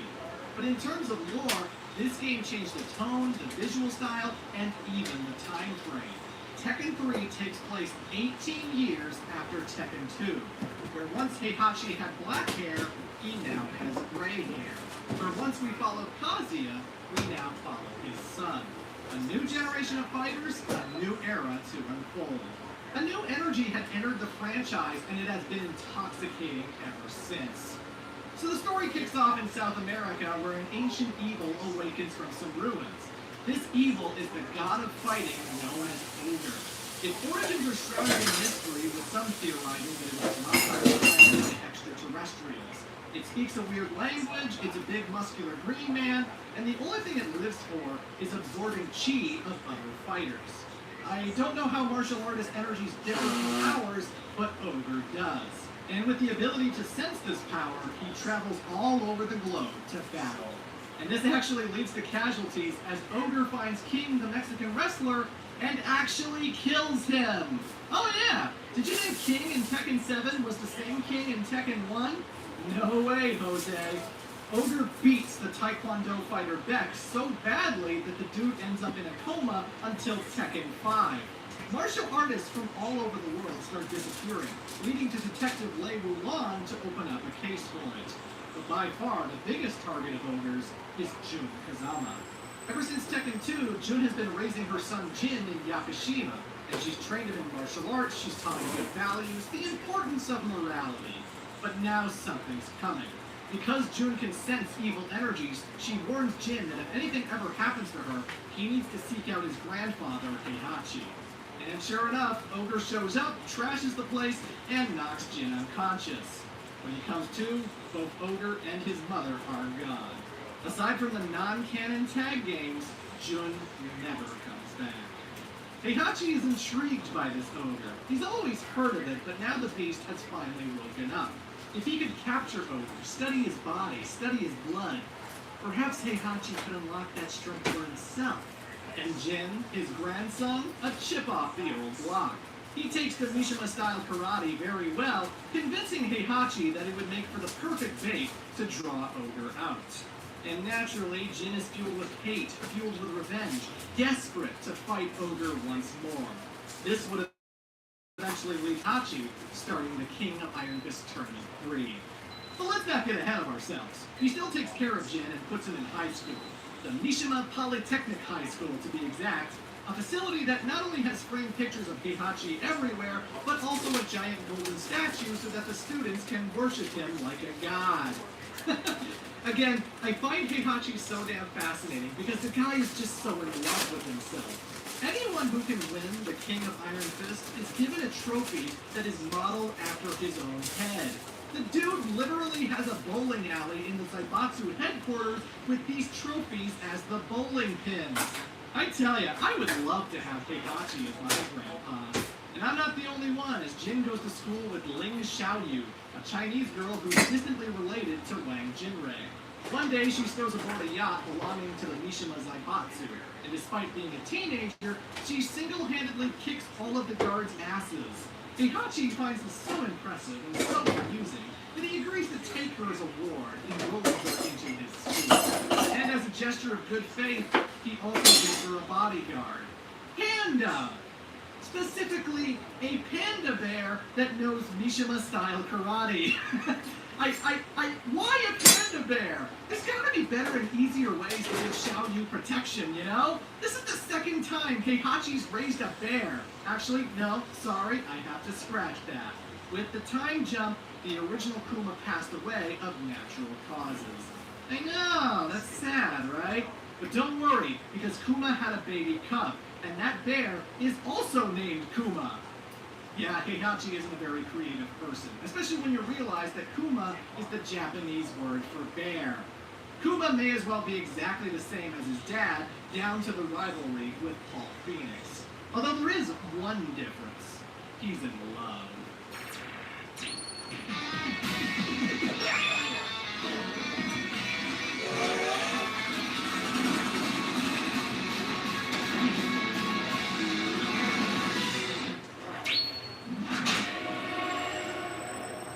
Yes, Kuma is in love with Panda, who always rejects his advances. But I believe in him. One day he'll win her over.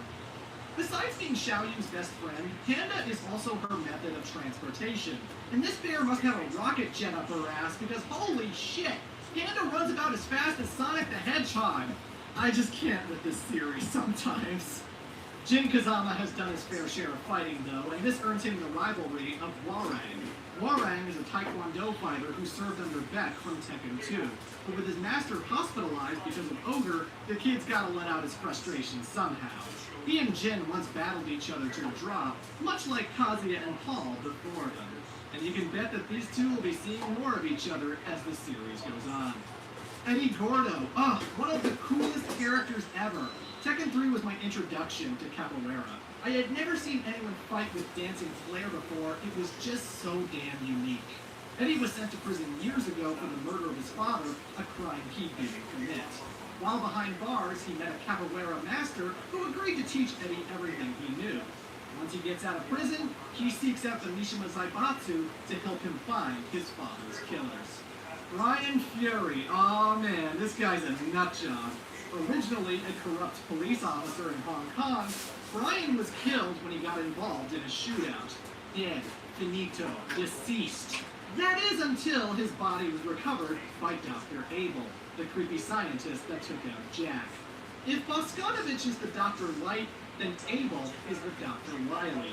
Always feeling underappreciated by comparison, he vows to create the ultimate mad science that nobody can deny. And so he resurrects Brian with a cyborg body, all in the hopes of perfecting an army of super soldiers. As a cyborg, Brian Fury is damn near invincible. Bullets bounce off the guy. He can shrug off artillery from a tank. The dude is now so strong, he can lift incredibly heavy objects and swing them around like it's Super Mario 64. Becoming a cyborg was the greatest thing that ever happened to the guy, because what Brian enjoys most is fighting. The thrill of battle, the satisfaction of killing. When he wins a match in Tekken, he actually pummels the shit out of his downed opponent. This guy has no chill, and if you see him in a dark alleyway, you'd be wise to get the hell out of there. The universe of Tekken works in mysterious ways. Ever since Ogre awakened and went on a rampage, another being came to life as well. Mokujin.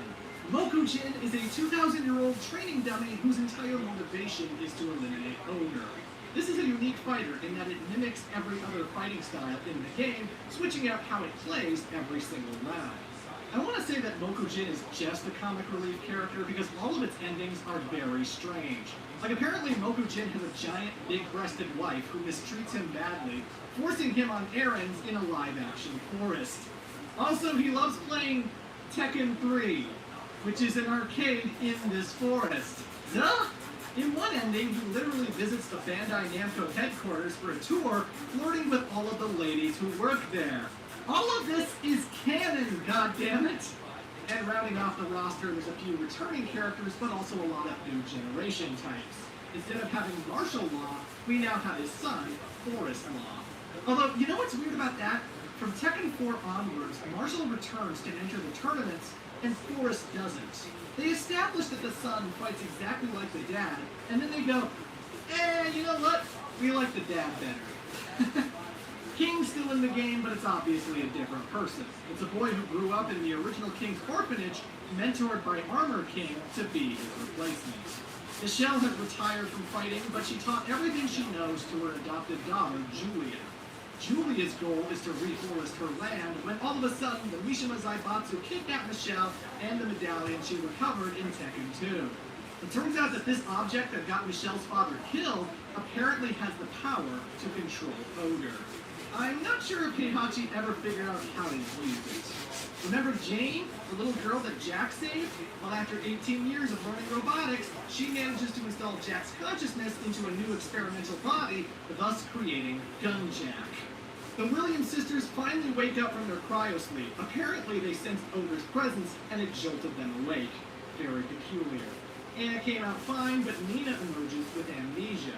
Other than her fighting and assassination skills, she doesn't remember anything about the person she used to be. What was the cryo machine's purpose, anyway? The reason it was created in the first place was so that Dr. Boskanovich could find the solution to eternal life. Something he was desperate to acquire after losing his daughter Alyssa to an unexpected illness. Keep that in mind for the future. Yoshimitsu's looking to collect Ogre's blood to help with Boskanovich's deteriorating health, a plot point that is all but forgotten in Tekken 4 onwards. And last but not least, Paul Phoenix is back at the ripe old age of 46, and he's looking to get the glory he could never attain. So yeah, folks, that's the roster. The stage is set, Heihachi announces the King of Iron Fist Tournament 3, and I guess Ogre's just gonna show up. See, I've always wondered how exactly this whole thing works. The assumption is that the gathering of fighters will attract Ogre to them, but the final match also takes place in the temple that he came from. Is it empty? Is Ogre sleeping in there? Is the Green Monster Man honoring the results of the tournament? Or does he coincidentally show up at the finals? I'd like to imagine that Heihachi used Michelle's medallion to control him, but it also asks the question of why have a fighting tournament at all? Maybe that Netflix Tekken series will help explain this a lot better. All you need to know is that it's a video game-ass video game, and Ogre's the final boss. So first up, Paul Phoenix defeats Kuma again! Seriously, this is getting to be a broken record, but this is constantly established in Kuma's backstories. These bears just can't catch a break. Jin Kazama defeats his rival Warren. To be honest, this isn't outright confirmed, but going by the wording of Warrang's Tekken 4 prologue and his attitude in his non-canon ending, it just seems like they definitely battled each other. But of course, I could be wrong. At some point, Julia manages to rescue her mother Michelle, and Eddie Gordo discovers that the man who killed his father was none other than the late Kazuya Mishima. Oh, and at some point, Dr. Abel activates his space cannon again in the hopes of trying to kill Gunjack like he did Jack 2. And this ending's kind of interesting. If you watch it as is in the Tekken 7 menus today, you're getting the bad ending. The ending where Abel nukes the area so badly that it kills both Gunjack and Jane. For whatever reason, Tekken 3 gave Gunjack two endings. Because if you beat the story mode a second time, the same ending will play out, except this time around, Gunjack spawns a force field that protects the two of them just fine. I don't know what the logic was there, but someone behind Tekken 7 obviously didn't know this, as only the bad ending is viewable. And that's about it. There's not much to go off of reading material from future games. The details of the tournament seem pretty ambiguous. But we definitely know how it ends. The final battle takes place in the South American ruins. It's Ogre versus Paul Phoenix. Yeah! Paul manages to hang in there until he comes face to face with the monster itself. It's a fierce fight between the two competitors, but there can only be one winner. And that winner was Paul Phoenix! I'm not kidding! That's actually the lore! Paul went undefeated through the entire King of Iron Fist tournament free, and even triumphed over Ogre. The monster that killed King, that killed Jun, that put Beck in the hospital, the big bad of Tekken 3, taken out by the ultimate underdog. Incredible. Nowadays, Paul Phoenix finds himself as a bit of a comic relief character, always being put into silly situations. But in the 90s, this dude consistently made it to the finals of every single tournament, being on equal terms with both Kazuya and Ogre. I love this aspect because sometimes it gets kind of boring seeing the same main characters take the crown. And Paul getting so damn close when he has nothing to do with them, that's the chaos I live for. But I have to burst the bubble and explain why he didn't win the tournament. You see, Ogre actually has two forms, and while Paul celebrated over beating the first, he didn't stick around to actually see the beast transform. And thus, Ogre becomes true Ogre, a gigantic winged snake-armed, fire-breathing abomination that Jin Kazama takes on. Now, Tekken 4 says that Paul was undefeated, so I have to wonder if he actually battled Heihachi and Jin, or if Ogre interfered before Paul could take Jin on. Either way, Jin gets the ultimate victory. Ogre disintegrates into goop and Jin Kazama has avenged his mother. He has won the King of Iron Fist Tournament 3. Too bad he won't be allowed to enjoy the victory.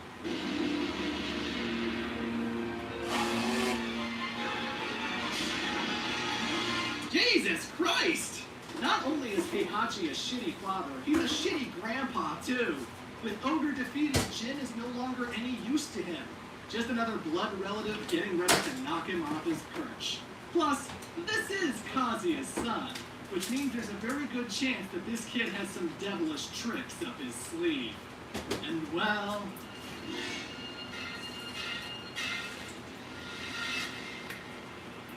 Oh!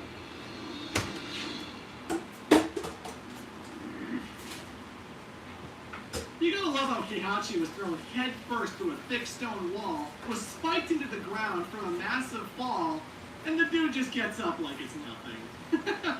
But yeah, Jin Kazama definitely has the devil gene, and now he's on the run. Not just from Heihachi, but also his dad.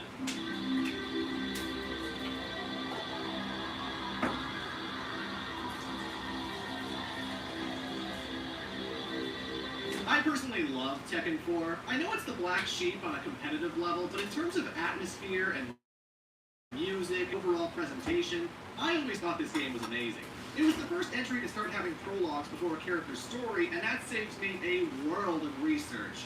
Everything I told you about Tekkens 1 through 3 required me reading instruction manuals, strategy guides, and the wiki. Lots of research to do, whereas now, we've got definitive storytelling. Thank God.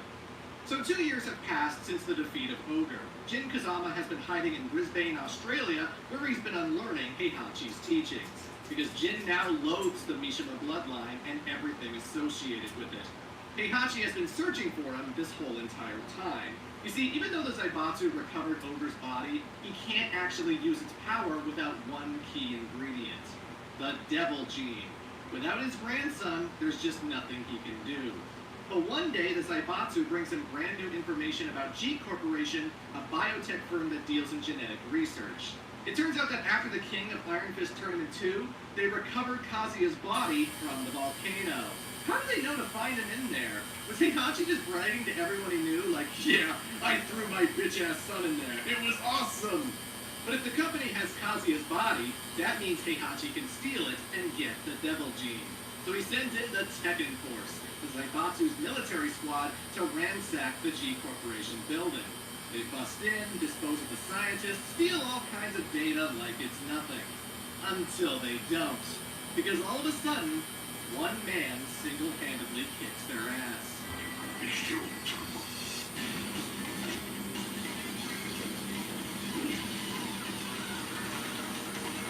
Oh yeah, mad science rears its ugly head again because the G Corporation actually brought this fucker back from the dead. Not only that, but they also performed various experiments on Kazuya over the years, helping him discover a way to unify the Devil Gene, to eliminate the other persona and gain complete control.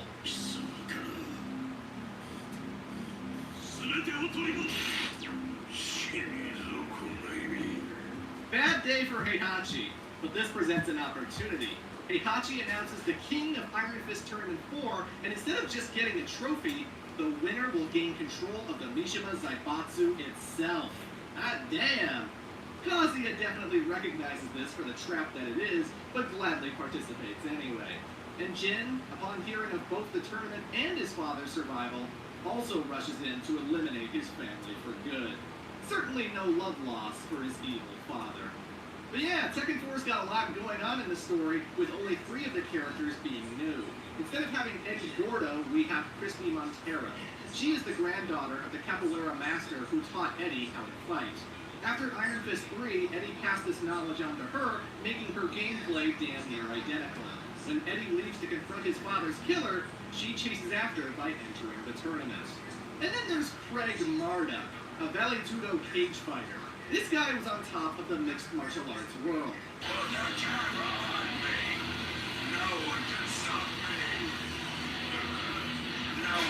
But then one day he got caught in some kind of scandal, and with public shame comes bitterness and resentment. Marduk is an angry motherfucker. He takes what he wants, and no one will deny him. Oh yeah, baby, that's what I'm talking about. You need to get with me, girl. I am not into Neanderthal. I always get what I want. I'm sure he'll wait for Anna to wake up and politely ask again for consent. His attitude boils over one day at the bar when he picks a fight with someone and murders them. This gets him sent to prison.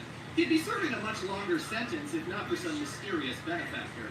One who manages to pay off the judiciaries and invites Marduk to Iron Fist 4.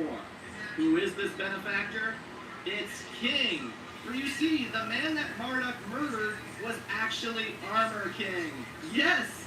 Armor King is dead and his apprentice wants revenge. He enters the tournament hell-bent on destroying his master's killer. Steve Fox is a young British boxer with a weird scar on his arm. He was adopted as a kid and doesn't remember his childhood. One day he refused to throw a fight for a mafia group known as the Syndicate. He flees to America, but eventually grows frustrated from all the subterfuge. Rather than live his life in fear, he chooses to join Iron Fist 4. Naturally, that puts him in the spotlight, and so the Syndicate hires an assassin to murder the man at the tournament. That assassin being Nina Williams, who still hasn't regained her memory. But she'll have to watch out for Lei Wulan, whose new case involves bringing down the Syndicate. Li Chaolan's evolution has always been fascinating. See, this guy was kicked out of the Zaibatsu for siding with Kazuya, a guy he really doesn't like. And at first, he was kind of bitter about that, but then Lee decides to turn his life around. he adopts a new persona, becoming Violet, the CEO of Violet Systems. This company creates robots, from housekeepers to fighting machines. Lee believes them to be the future. And this move pays off because the guy ends up as a playboy billionaire living in a mansion in the Bahamas. I gotta imagine the thing that attracts all the ladies is his gigantic cock. Holy moly, even John Holmes would be jealous of this guy. I swear to God, I didn't edit that image. That is real. But I love the changing of expectations here. See, you'd expect him to be a rich fuckboy, the dickhead rival Heihachi always wanted him to be. But instead, Lee is really chill. He's always siding with the good guys. He's always being courteous and lovely. The guy has a catchphrase now.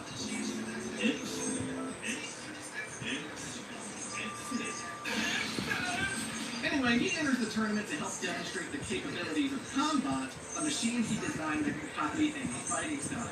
This thing is a play on character and operates exactly like Mokujin did. Paul Phoenix did defeat Ogre, but since he left before its final form, he was not recognized as the winner of the last tournament. Paul becomes bitter, despondent, and even hated as his fans get tired of his whining. The dude's dojo goes under and he's basically living in the streets. He enters the tournament to once again prove the critics wrong. And his buddy Martial Law isn't doing much better as the guy's restaurant goes bankrupt competing with another restaurant chain. And this basically becomes the guy's constant struggle. Every single tournament from this point onwards, Law is always desperately competing for cash. And that's all I have to say. Kuma was not happy about losing to Paul Phoenix, so he figured to get his animal instinct back, he needed to leave the cushy comfort of the Zaibatsu and return to the wilderness. And out there he gets that edge a bear like him is supposed to have. Brian Fury loves being a cyborg, but unfortunately he has a very tiny lifespan. His body is deteriorating and only Dr. Abel, who's now working for the Mishima Zaibatsu, can possibly save him. He enters the tournament to get closer to his creator. Julia invested money into G Corporation because they were the only company willing to help reforest her land. But after the Zaibatsu raided their labs, the reforestation data disappeared with them. She enters to get it back. And with that, the stage is set. It's a lot of setup, but this game has a lot of story. So first up, I have to assume that Paul Phoenix defeated Steve Fox. In Tekken 5, we get artwork depicting this, and there's no way that Paul could have lost. Steve might have faced off with Nina beforehand, but there's no real evidence to say that.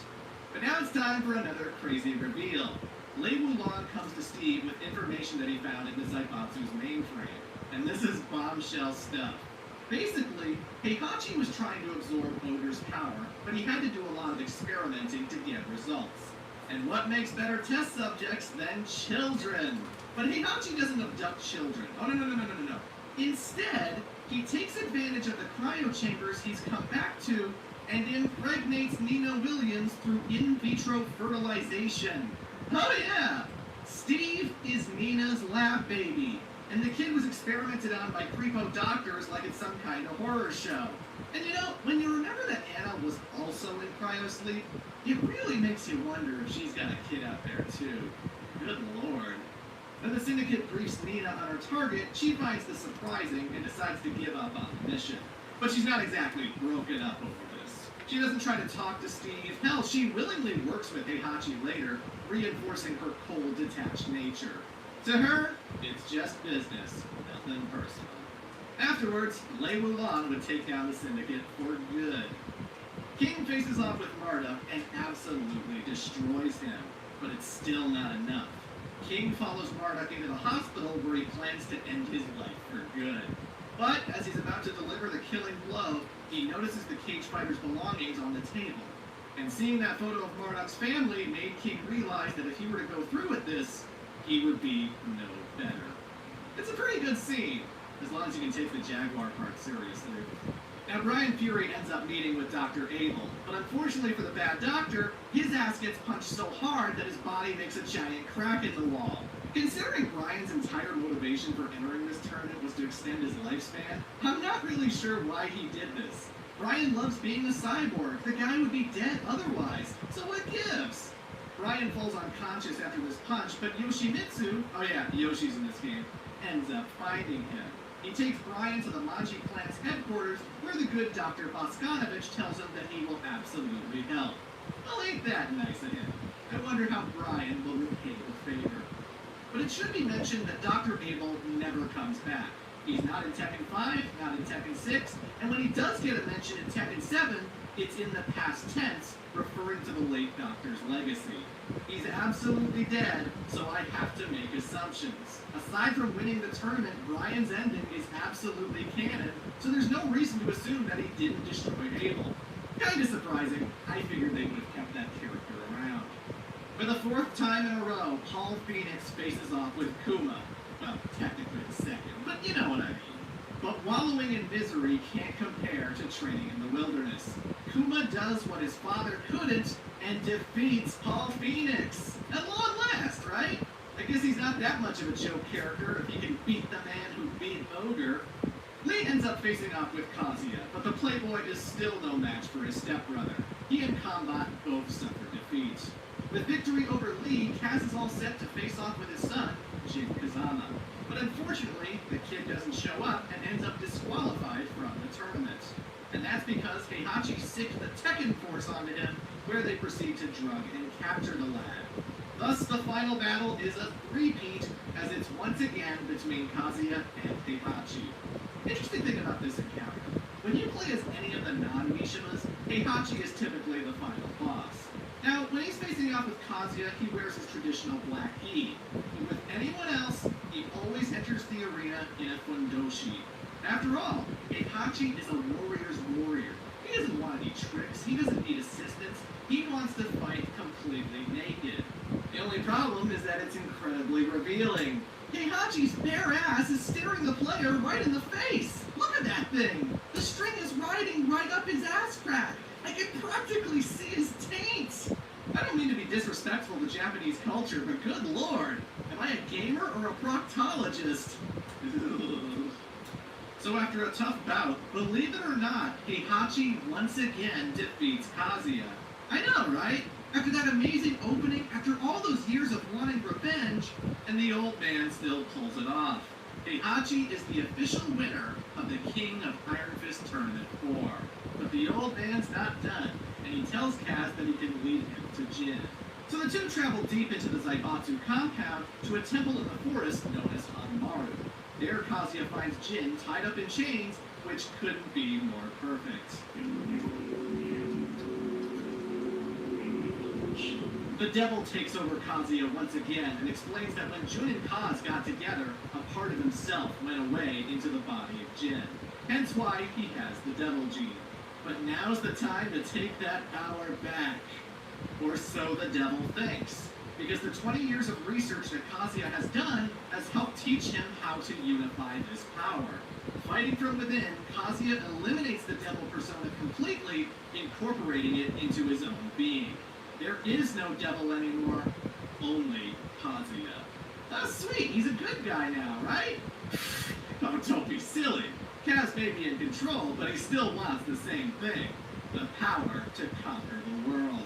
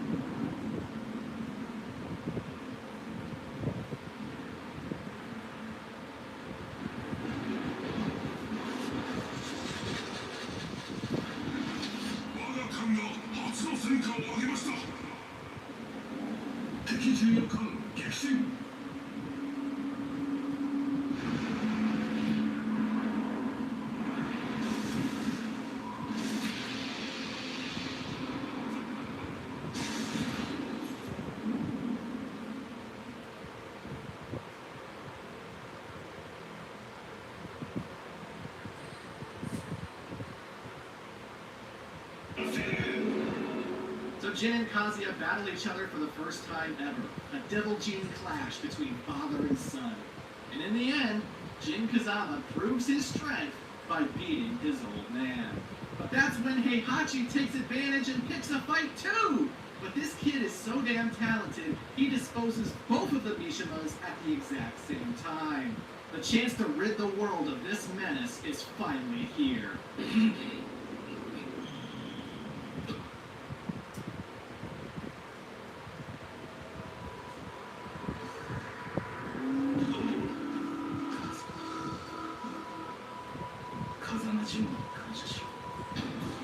Jin flies away from Hanmaru, leaving his vengeance behind. His father, his grandfather, they get to live for another day. Well, at least one of them does.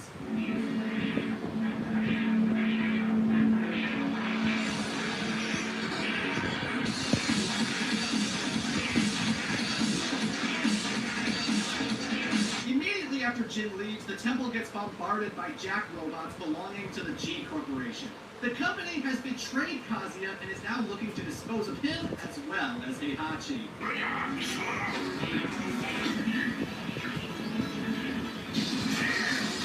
Temporary team-up! Let's fucking go! The opening to Tekken 5 is one of the greatest that's ever existed. Just Kaz and Heihachi kicking all kinds of robot ass as the most badass tag team ever. For a while, anyway. Dick move, Kazuya! Dude makes his getaway as the jacks pile on.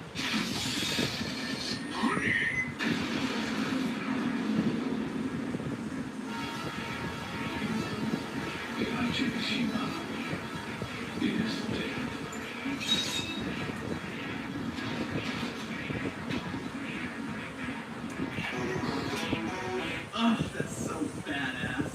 But yeah, folks, Heihachi Mishima is dead. Super dead. Never coming back. Unless you immediately start playing as either Kazuya or Raven in this game. Oh, never mind. There he is.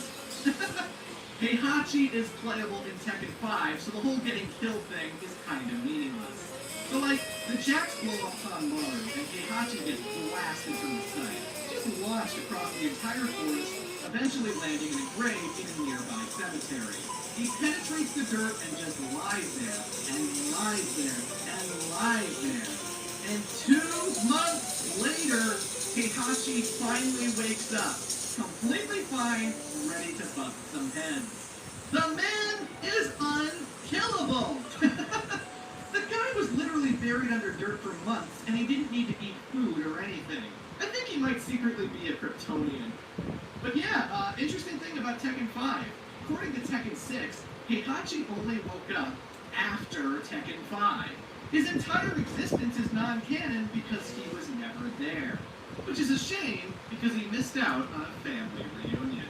For you see, the Hanmaru Temple's explosion didn't just send Heihachi and Kazuya away, it also woke someone up. A dead man that was chained up in the basement, Jinpachi Mishima. Heihachi's dad is here, back from the dead. I alluded to this earlier, but yes, Heihachi killed his father and stole the Mishima Zaibatsu from him. But it wasn't a quick thing. He didn't just shoot him or throw him into a volcano. Instead, he chained him up at Hanmaru and made him lift a giant boulder until he eventually starved to death. Seems like an especially horrible way to die. Bad father, bad grandpa, terrible child. Good lord. So Jinpachi was dead until some thing took over his body and resurrected him. It's not the devil gene. It's just some evil force that's never really elaborated on. Seriously, beyond Lei Wulan's ending, no one talks about what's happened to him.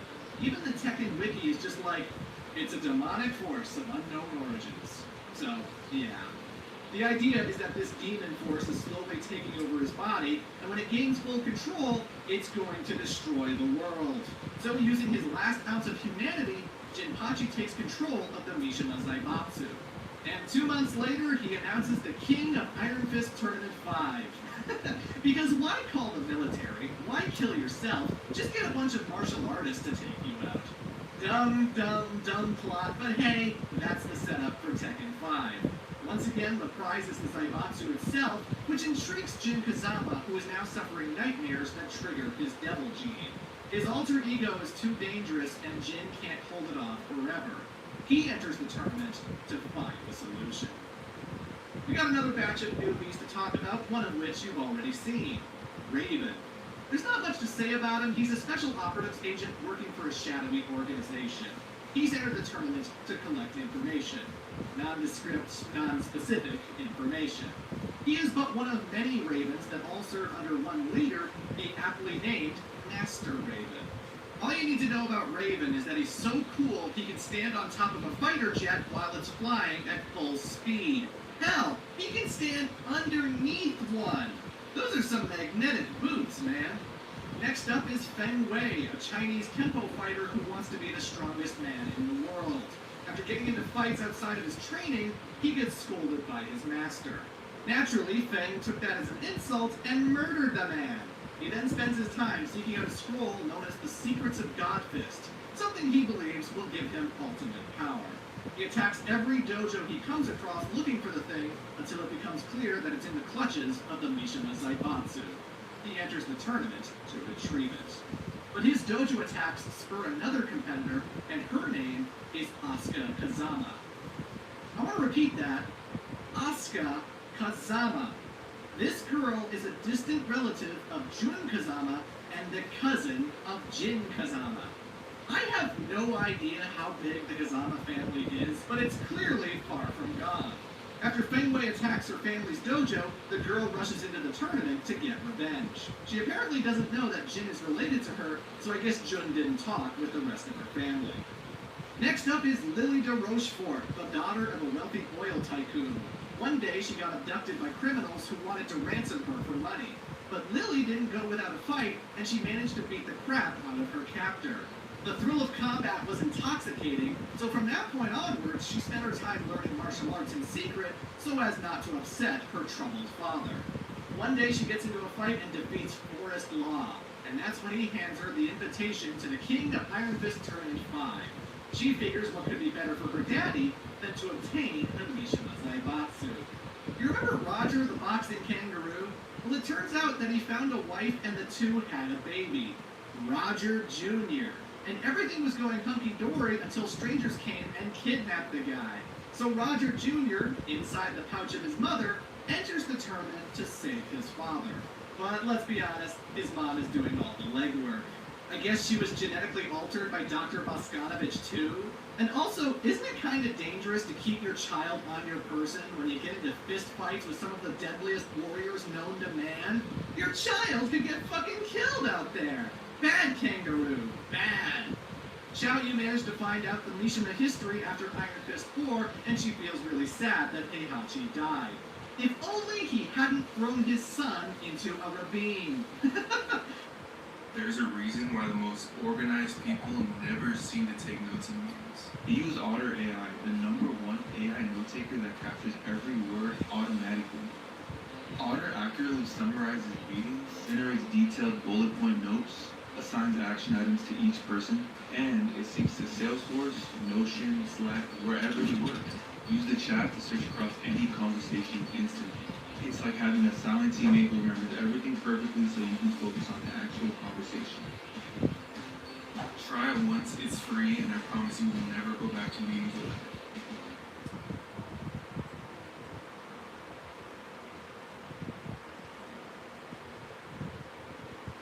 And then all of a sudden, she meets a scientist who knows how to build a time machine. What? Who is this guy? How did Xiao Yu find him? Where the fuck do you learn to build something like that?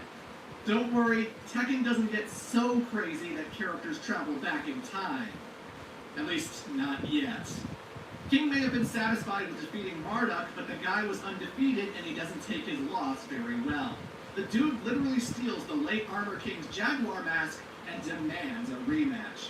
King can't let this disrespect stand, so he accepts the challenge. Remember how Dr. Boskanovich was going to save Brian Fury? Well, he does. He gives the guy a perpetual generator, and now he can live a long life again. Brian thanks the doctor by going apeshit and destroying the Manji clan's laboratory. He kills tons of people in the process, forcing Yoshimitsu to chase him into the tournament for retribution. After Lei Wulan disbanded the syndicate, Nina found herself out of a job. lost, she decides to confide in the woman who claims to be her sister. She calls up Anna for a meeting, but as soon as she sees her again, the memories come flooding back.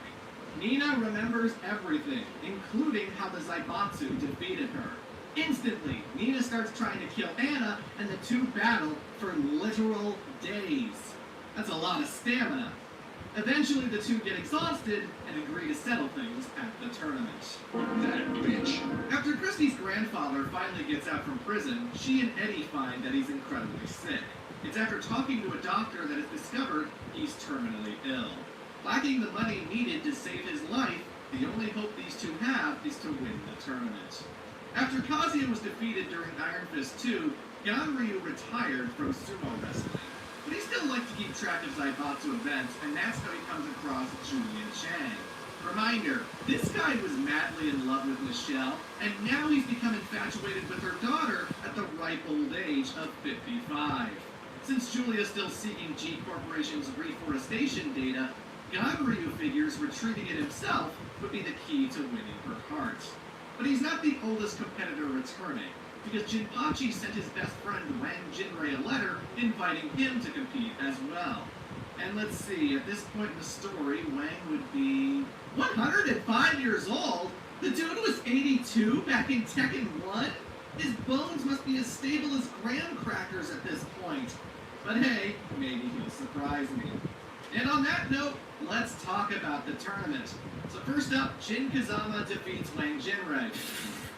Okay, never mind. This is arguably disappointing because the thing we know most about Wang's backstory is that he was best friends with Jinpachi Mishima. The two have an incredibly close bond. If anyone deserved to take him down, it was Jinrei. But according to Tekken 6, he didn't even get to see the guy. Canon can often be anticlimactic. King and Marduk battle for the second time in a row, and once again, King emerges victorious. Although this outcome changes things forever. Like in Echo of the Past, Marduk realizes that King is the real deal, and rather than hold a grudge, he chooses to be his ally. King and Marduk become best friends and also a formidable tag team. All that bad blood, gone forever. Nina faces off with Anna and gains the victory. That didn't satisfy me at all. I refuse to kill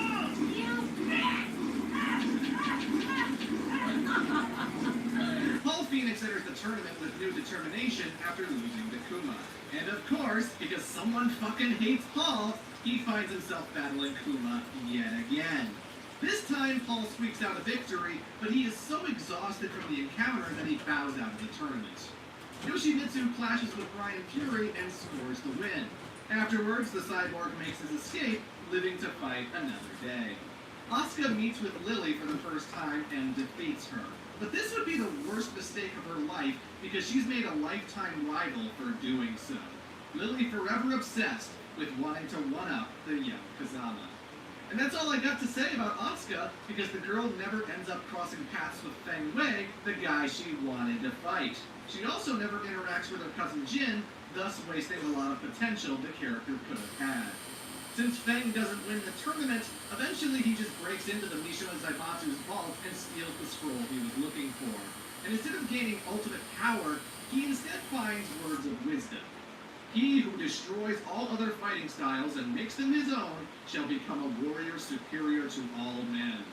Well, golly, thanks for that enlightenment. That's the equivalent of saying, if you want to master something, you should practice at it until you get good.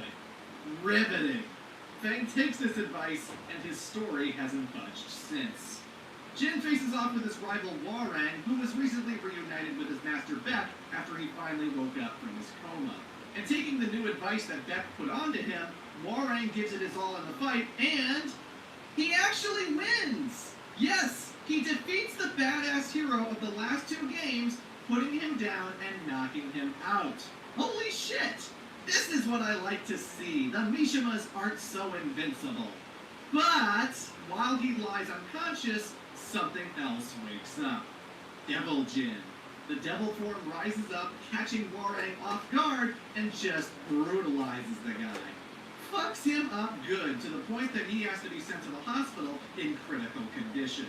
The judges have no reason to deny it, so Jin ultimately wins the fight and thus advances to the finals. Devil Jin is an actual character in the games. He is a separate fighter from Jin who uses the Mishima combat style that was in Tekken 3 and Tekken Tag. Because a lot of people didn't like that Jin fought so differently in Tekken 4. Also, it fills the quota that every fighting game ever has to meet, where the hero of the story has some dark alter ego that is actually playable. Revenant Liu Kang, Evil Ryu. It's just a thing, I don't know what to tell you. God Ryu doesn't win the tournament, but he does sneak into the Mishima Zaibatsu labs and actually finds Julia's reforestation data. He meets with her to deliver the goods. Dude, you just had to put the data disk on your sweaty, smelly dick, didn't you? Good God. I can't thank you enough. With this, I'll be able to bring back the forest. No, それはそれとして、実はでごわすな。好きになってしまったでごわす。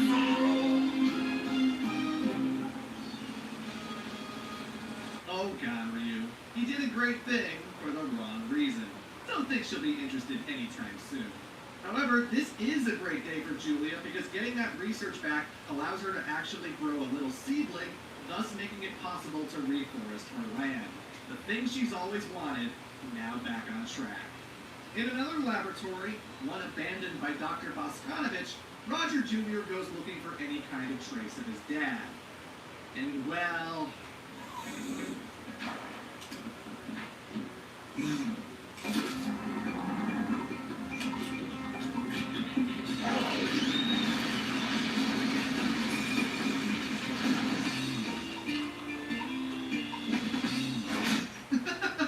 Yeah, Roger is a terrible father and husband. He wasn't abducted at all, just enjoying a life of luxury and cheating on his wife. He's been smooching all kinds of lady kangaroos while his family was struggling financially. What a dick! What I find amusing about all this is that Roger Jr. ends up running into Alex, Roger's dinosaur rival. After kicking his ass in a very comical way, he brings the guy into his home where Alex hits it off with Roger's wife. The dinosaur is now a beloved father figure within the kangaroo family. All while Roger realizes what a terrible mistake he's made. Aww. The fact that this goofy shit is canon warms my cold, dead heart. What else happens? Well, Kazuya does participate in the tournament, but he doesn't seem to stick around for long. Eventually, he runs into one of his old bodyguards, the returning Bruce Irvin, who's alive and well. And then the two just leave. Kazuya may have lost to Jin, but they never say that's what's happened. And even in Jin's story mode, there's never a mandatory battle between the two. The only thing Tekken 6 and 7 likes to say is that Kazuya eventually gets revenge on the corporate bigwigs. There is more to it than that, but first, I gotta cover the finale. Jin Kazama is once again unstoppable, and he comes face to face with the great-grandfather he's never met before. And the old man isn't just a master martial artist, he's also grown a goddamn demon mouth on his stomach that shoots unblockable fireballs.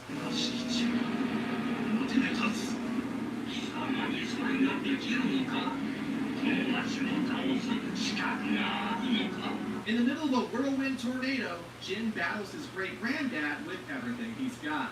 And once again, the young Kazama ekes out a victory, destroying Jinpachi for good.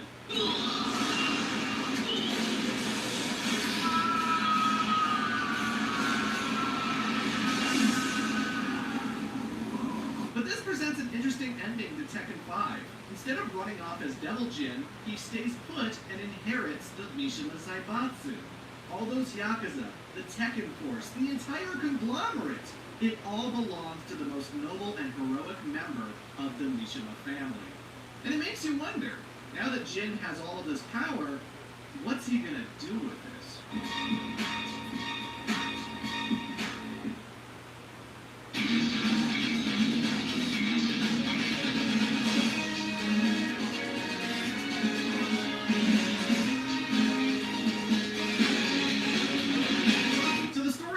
With Jin Kazama starting World War III. Oh yes, I'm serious. The first thing that Jin does when he gains control is start claiming oil refineries, space stations, anything that can give the Zaibatsu power. He expands the military and sends the Tekken Force to every corner of the planet just to tear shit up and conquer everything. And there doesn't seem to be any rhyme or reason to it. He just attacks civilians because he can. The Mishima Zaibatsu is so strong and has so much power that they somehow managed to conquer the United Nations. I'm no geopolitical expert, but that sounds fucking impossible. The governments of the world all just sit there, impotent to combat this threat. But one giant organization is leading the charge, forming the biggest resistance to the Zaibatsu's evil. And that organization is G Corporation. See, after killing all of the executives that betrayed him, Kazuya became the new CEO of the company. And I thought it was just a small biotech firm, but apparently it's expanded quite a bit. Now G Corp has its own private military with thousands of soldiers and tanks. It's the face of multimedia entertainment, sponsoring such J-pop idols as Lucky Chloe, who of course is a martial artist and playable character. The G Corporation is using its mad science to create super soldiers in the form of roided out Hulk men who scream like fucking monsters. And even if they didn't have those, they still have the Jack units because Jane is developing them for the company. And why not? They're the only ones taking the fight to that evil dictator, Jin Kazama. Seriously, as far as the public is concerned, Kazuya is nothing but a saint, a hero who's trying to save the world. If they only knew. Kazuya's offered a substantial bounty to anyone who can bring him Jin Kazama's head. And as a response to this, the Zaibatsu leader decides to announce the King of Iron Fist Tournament 6. Which I'm not really sure if now is the time for martial artists to be competing in tests of strength. But I gotta take a second to acknowledge how the narrative changed from this point onwards. It's the first high-definition Tekken game, the first one to have online play. And it's also the first one to have a proper story mode. Previously, these games have only been experienced one character at a time, fighting 8 or 9 matches and taking any cutscene you can get. But Tekken 6 has a full-blown scenario campaign that focuses on 2 new characters, Lars Alexanderson and Alyssa Boskanovich. The story follows them the entire way through as you battle in over 38 stages, each filled with dozens of goons and special bosses. It's completely canon, its events referenced in Tekken 7, which is fine, but the King of Iron Fist Tournament 6 goes completely ignored. The characters don't talk like they're preparing for it, they don't talk like it just happened. Lars and Alyssa never entered any competition, they just headed to skirmishes against the Zaibatsu and G Corp. The side characters only seeming to be there so that you have a boss to fight. When we get to Tekken 7, instead of having prologues that advance each fighter's story, the player is only briefed on one particular fight that the character finds themselves in.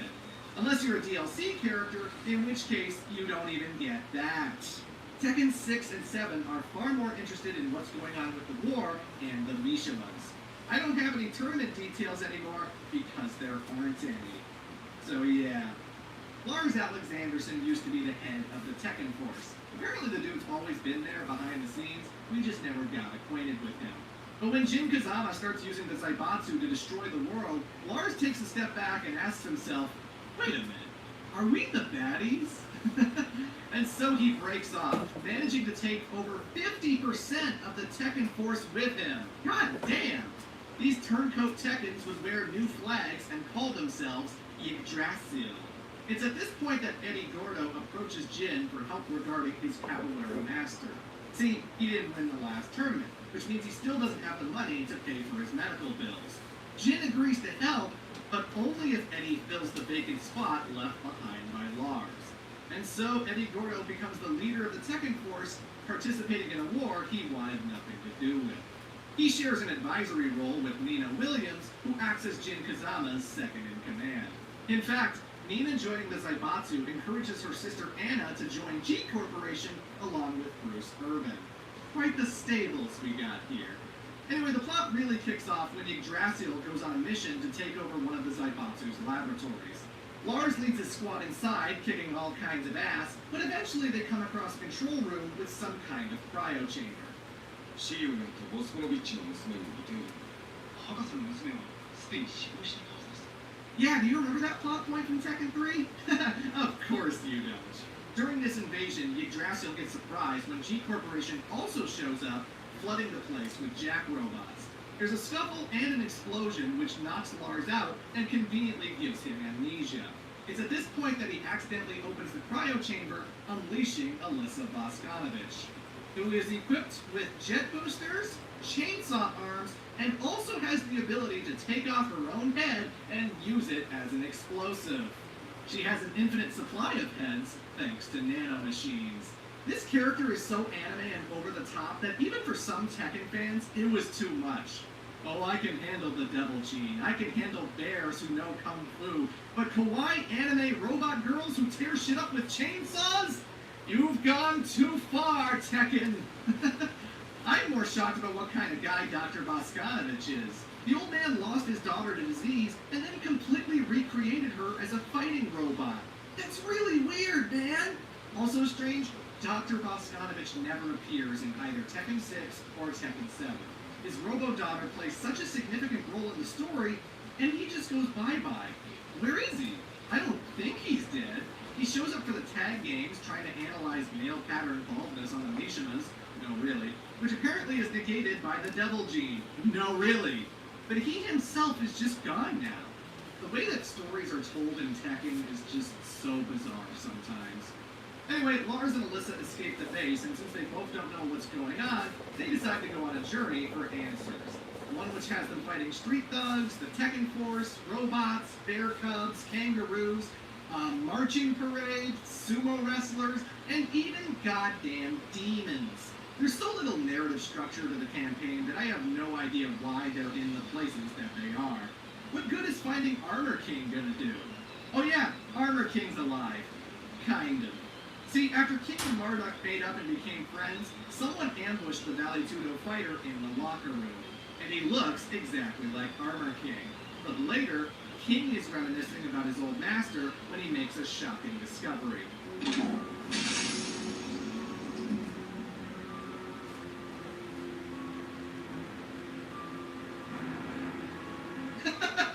I'm sorry, but that jaguar mask makes everything funny. Turns out this new Armor King is the brother of the old one. Why the hell did he hide that? Armor King didn't think it was worth mentioning that he was in a tag team with his brother? Whatever. Armor King 2 wants revenge on Marduk, and King is caught in the middle. Anyway, eventually Lars ends up running into Togu, one of his comrades in Yggdrasil. Hearing that the guy has amnesia, he tells him that beforehand he was looking forward to meeting Heihachi Mishima, and perhaps seeking him out will jog his memory. Worth mentioning that Lars is a pretty chill guy. He values his squad, he knows how to joke around. The guy isn't an edgelord nor a colossal douchebag. Just keep that in mind as we get to the twist. Lars and Alyssa do indeed seek out Heihachi, who this whole entire time has been chilling in his estate. After a failed assassination attempt by the Tekken Force, he's just been plotting and scheming over how to get the Zaibatsu back.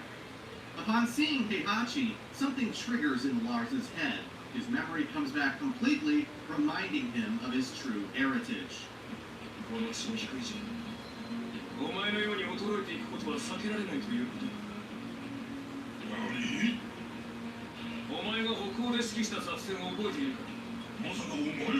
Yes, Lars is actually a Mishima, a bastard child from one of Heihachi's youthful indiscretions. Because he can't have the hero of the story be anything but.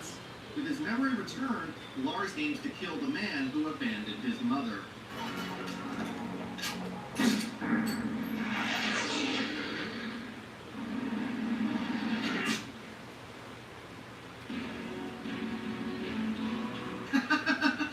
Once again, unkillable. Lars basically goes, alright, fuck it, I got more important things to do. His new goal for the game is to take down Jin Kazama and end the war. This involves breaking into the Zaibatsu headquarters, taking down the Tekken Force, Eddie Gordo, Nina Williams, even a giant demon robot named Nancy. Yes, Nancy.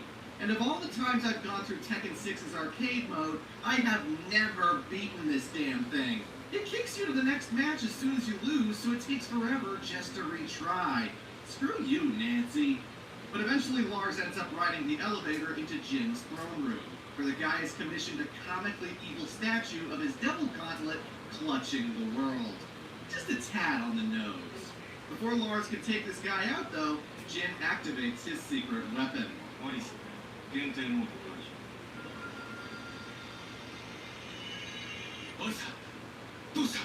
Finding her in a Mishima laboratory was no coincidence. Dr. Boskanovich created her to serve as Jin's bodyguard. And because he's the head honcho, she has to obey anything he commands. No, Alyssa, please! This isn't you! Think of all the good times we had!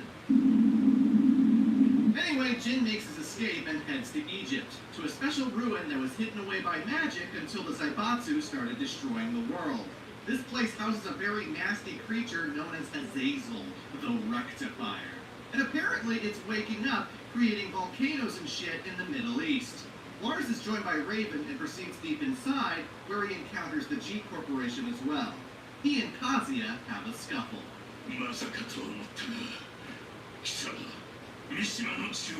Oh yeah, apparently all the electricity that flies off of Heihachi and Kazuya, that's a Mishima bloodline thing. I guess they descended from the thunder god Raiden. Lars reaches the center of the ruins and comes face to face with Azazel, a giant Anubis monster and by far the cheapest fucking boss in any Tekken game ever. I swear, even on easy mode, this asshole is ridiculously cheap. I hate him with the fury of 1,000 suns. Luckily in Scenario Campaign you have buffed stats, and you can sneak behind him while he's distracted by Raven.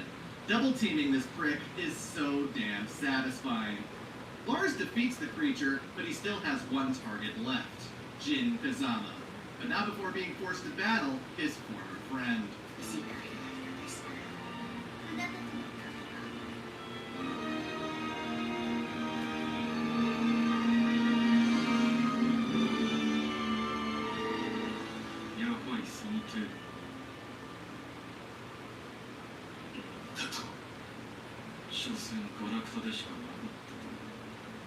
Oh, you motherfucker. The final battle. Lars, Jin, and a squadron of Tekken Force goons who love to snipe me from far away. Yay. But eventually Lars pulls off the victory.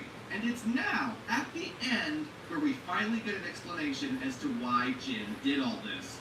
So remember the nightmares he was having in Tekken 5? He was being communicated to by Azazel the Rectifier. And the Beast tells Jin that the Devil Gene is his creation, that Azazel is the source. And when human misery gets so strong all over the world, it's going to return and destroy everyone. Only someone with the Devil Gene can stop him. But what if Azazel returns long after Jin and Kazuya are dead? Who will save the world then? So using the power of the Zaibatsu, Jin single-handedly attacks everything and everyone just so Azazel would wake up earlier. And sure enough, Lars did not actually defeat the beast. It comes out of the temple to bring about Armageddon. But Jin rushes towards it, punches a hole through its chest, and falls with it into a ravine. The creature killed for good. It's not for me to judge if he was right or wrong. Maybe you're such a saint if you think you can. Oh, fuck off, lady. Yes, Jin technically saved the world, but he killed so many innocent people to get us there. The world will never be the same. I remember a lot of people were put off by the decision to turn Jin heel, and it's completely changed the character. Now he's an edgy sad boy who just wants to die, to get his comeuppance for all the evil that he's done. Tekken and its morality, they just didn't want everything to be so cut and dry. Lars leaves Alyssa with Li Chaolan to be restored to normal, and Raven ends up finding Jin after everything's all said and done. And with that, we only have one more game to talk about.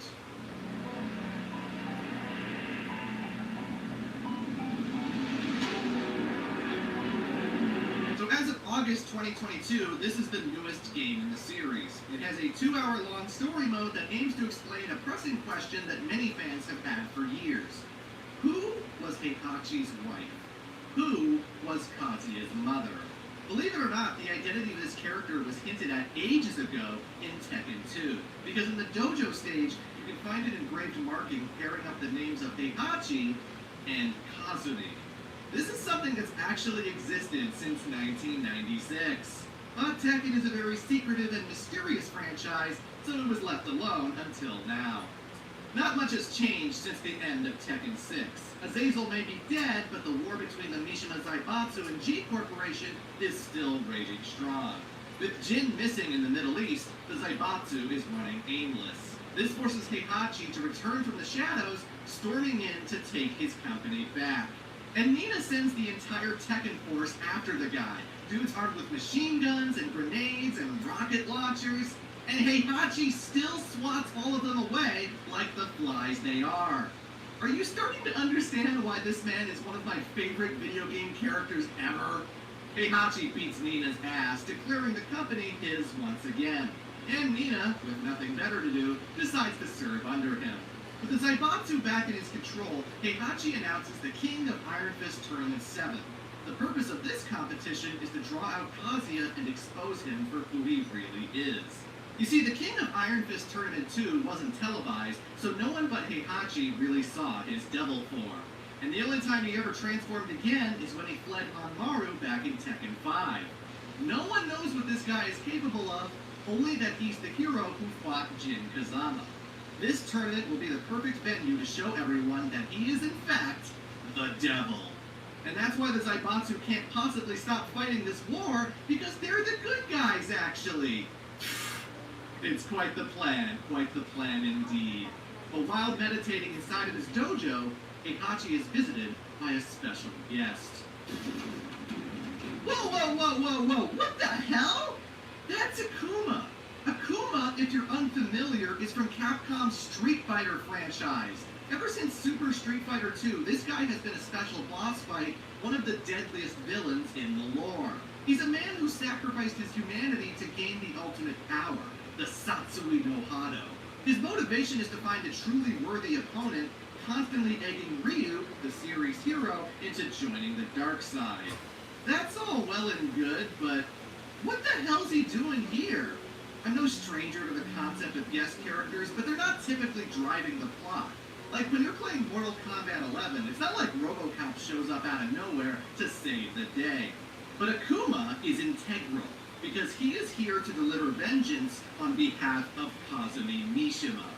カズミ殿の願いに従い、うぬと三島和也に死をもたらすのだ。平八さんを殺してください。そして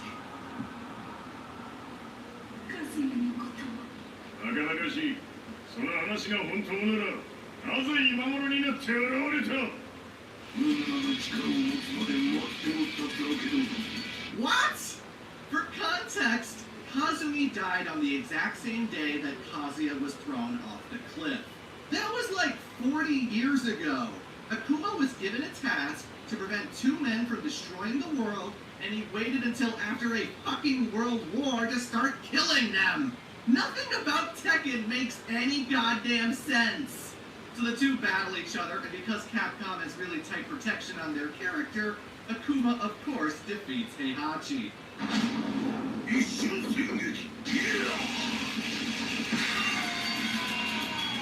But to be fair, Tekken's very protective too, because right after delivering the Raging Demon, Akuma buries Heihachi's body, plants him in the ground, leaving to go after Kazuya next. But Heihachi isn't dead. This is getting comical now. The Raging Demon is supposed to be pretty strong. It is canon in the Street Fighter games that M. Bison was killed by this very move, his soul needing to transfer to another body that he had prepared. Oh yeah, Street Fighter's pretty weird too, but still, Heihachi survived all of that. Unkillable. But for some reason, Heihachi wants the world to think he's dead, so the Zaibatsu does just that. They cancel the King of Iron Fist Tournament 7. But why? Instead, the new plan is to wait for Kazuya and Akuma to battle, and when they do, Kaz will have no choice but to turn devil form in order to survive. And the Zaibatsu will be there with drones to take pictures, exposing him to the world. And that's basically what happens. But also, Heihachi decides to kill them both by utilizing Dr. Abel's space cannon. You remember, the thing that took Breakout Jack 2 is still up there, and it's in the possession of Heihachi. He fires the thing off, destroying the G Corporation's Millennium Tower. Why did no one think to do that before? I just asked my AI assistant about a meeting I was in 8 months ago and got the exact answer I needed in seconds. I've been saving all my meetings with Otter for months. Every transcript, every screenshot on the fly. It's like having the perfect memory of my entire work life. I can get answers to any questions instantly. Why did we decide to prioritize this project again? Boom. There's the exact conversation. When it was time to ask for promotions, I needed to remember all my conversations here. Instead of scrambling through old emails, I just asked Otter, what are the biggest projects I worked on? It gave me a complete list with specific details and dates. Last week, the client questionnaire started with me 3 months ago. I booked the exact meeting where we discussed their concerns and their exact reasons. Game changer. It's not easy to chat with the team for your entire meeting history. Try Otter free and build your own meeting knowledge hub. You'll wonder how you ever worked without it.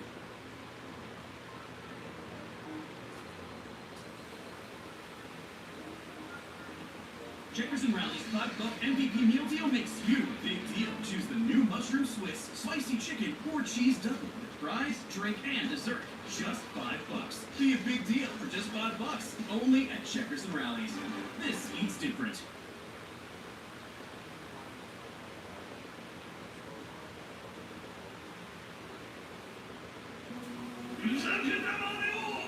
And of course, Kazuya is still alive.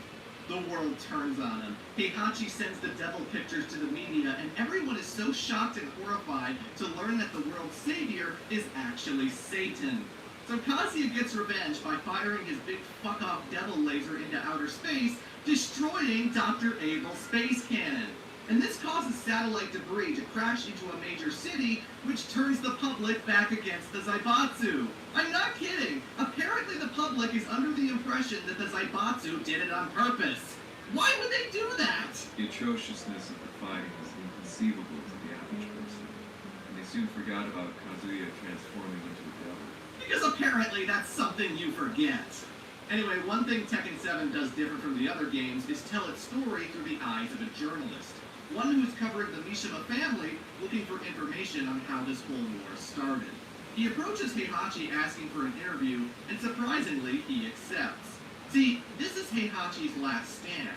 With the reputation of the Mishima Zaibatsu all but ruined, he challenges his son to one last fight. Winner take all, there can be only one. So in case he doesn't come back, Heihachi decides to get his story out there, revealing the truth of his wife's death. He was married to Kazumi Hachicho, a fellow martial artist that Heihachi loved very much. That is until she started to show symptoms of a split personality.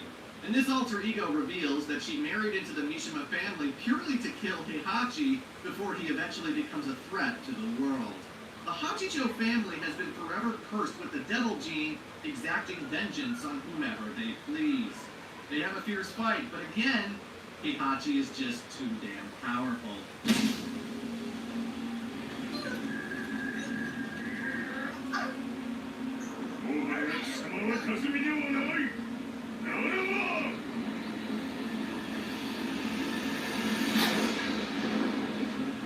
Just brutal.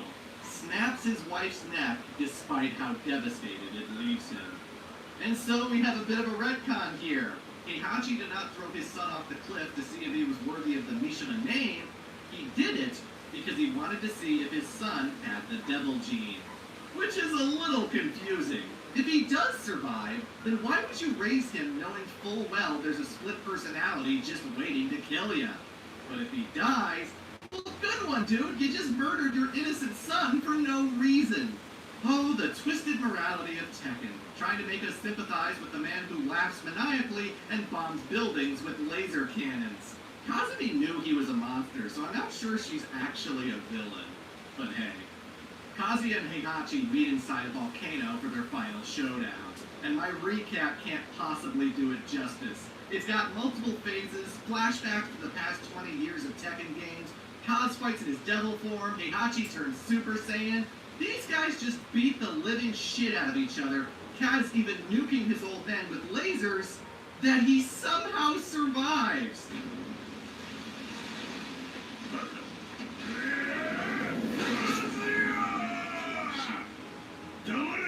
Heihachi strikes Kazuya so hard that the guy reverts back to his human form. Keep in mind that Kaz still hasn't beaten his father since Tekken 1. He lost in Tekken 2, he lost in Tekken 4, his dad will not go down! He still feels like the helpless 5-year-old boy. This is his last chance. It's now or never.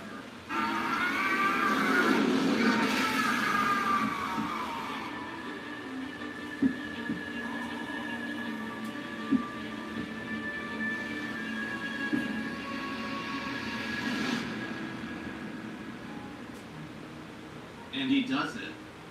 Kazuya defeats Heihachi Mishima. And as these Tekken games tend to go, it ends on a cliff peering over the volcanic landscape.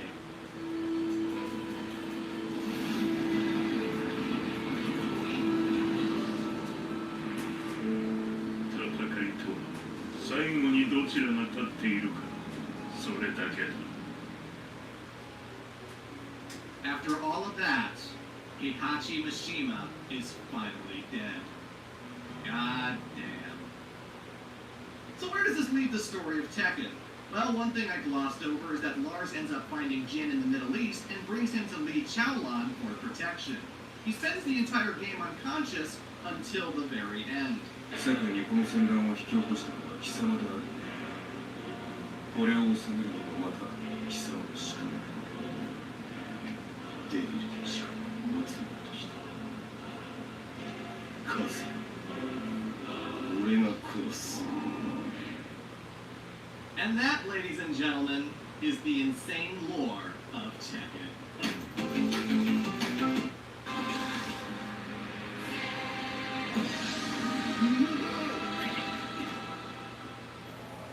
一次試験が終了しました。戦闘を終了してください。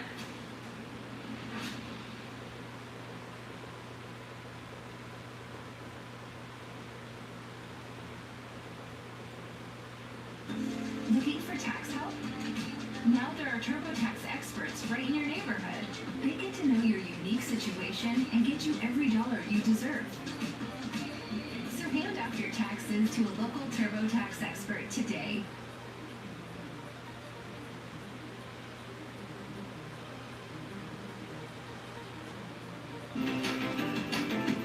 So I'm not in the habit of doing series recap videos. My next project sure as hell won't be 2 hours long, nor will I avoid talking about the gameplay. But I can't talk strategy with Tekken because I have no grounds to do so. I'm no expert. Hell, my footage is probably the most basic combat you've ever seen. But that's kind of what I've been trying to say. I'm not good at playing it, but I've still gotten 20 years of entertainment value. The incredible music, the badass character designs, the ridiculousness that occurs is so damn fun. It doesn't matter that I'm playing by myself most of the time, because Tekken is an experience. Tekken is a way of life. And there's so much that I cut out of this video for brevity. I didn't mention the new character Eliza, a vampire lady who woke up from a deep sleep quicker than she was supposed to, so now she's a narcoleptic. Lily de Rochefort seems to think that Eliza is her sister. Why do you have a vampire sister? You know why Nina and Anna are dressed as a bride and widow in the character select screen? Because Nina went on an assassination mission to kill a G Corporation guy on his wedding day. Thing is, this guy was getting married to Anna, who actually found love after Tekken 6. Nina killed her sister's fiancé! I am forever on Team Anna because Nina is just an awful person, my god. There's a lot of non-canon material for you guys to discover, and it has pretty good character stuff too. In Warang's Tekken 6 ending, he grabs an orb from Azazel's body, which has the power to grant people the Devil Gene. It actually does so in Ganryu's ending, which would be scary if not for the fact that he's too fat to fly. Because of course he is. But in Warang's ending, he actually rejects the orb and smashes it to pieces. See, Warang is a proud man. He knows that he beat Jin fair and square in Tekken 5, so the guy refuses to cheat, to stoop to Jin's level. He doesn't need that power, he's gonna beat Devil Jin the old-fashioned way. Which may very well be canon, we'll just have to wait and see. I love Kazuya's ending in Tekken 5 because it shows just how far the man has fallen. He loved Jinpachi when he was a kid. He has nothing but warm feelings for the guy.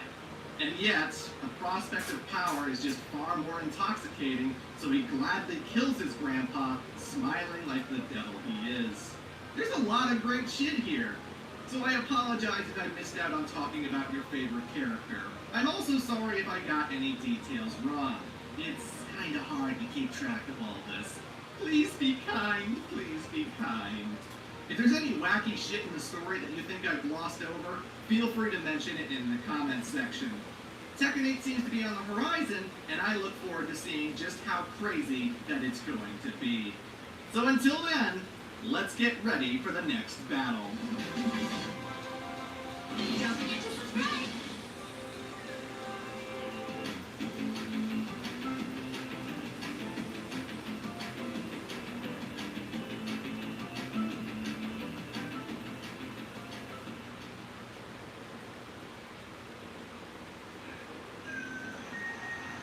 Happy Hunger Games. It's 24 hours, Helen. When it comes out. They're coming, Candace. They're gonna kill everyone.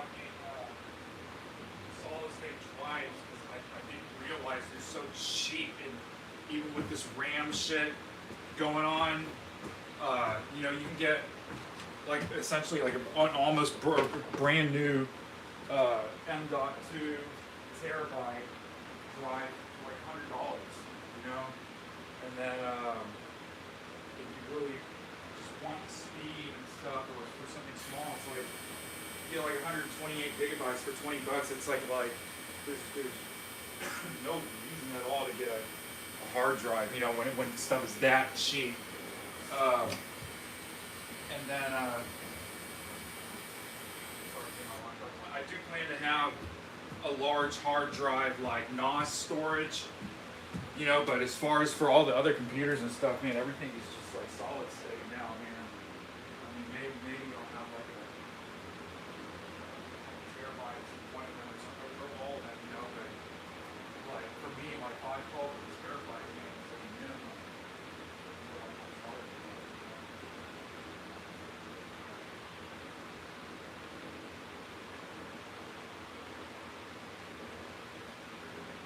So the computer I have right now actually has two solid state drives in it.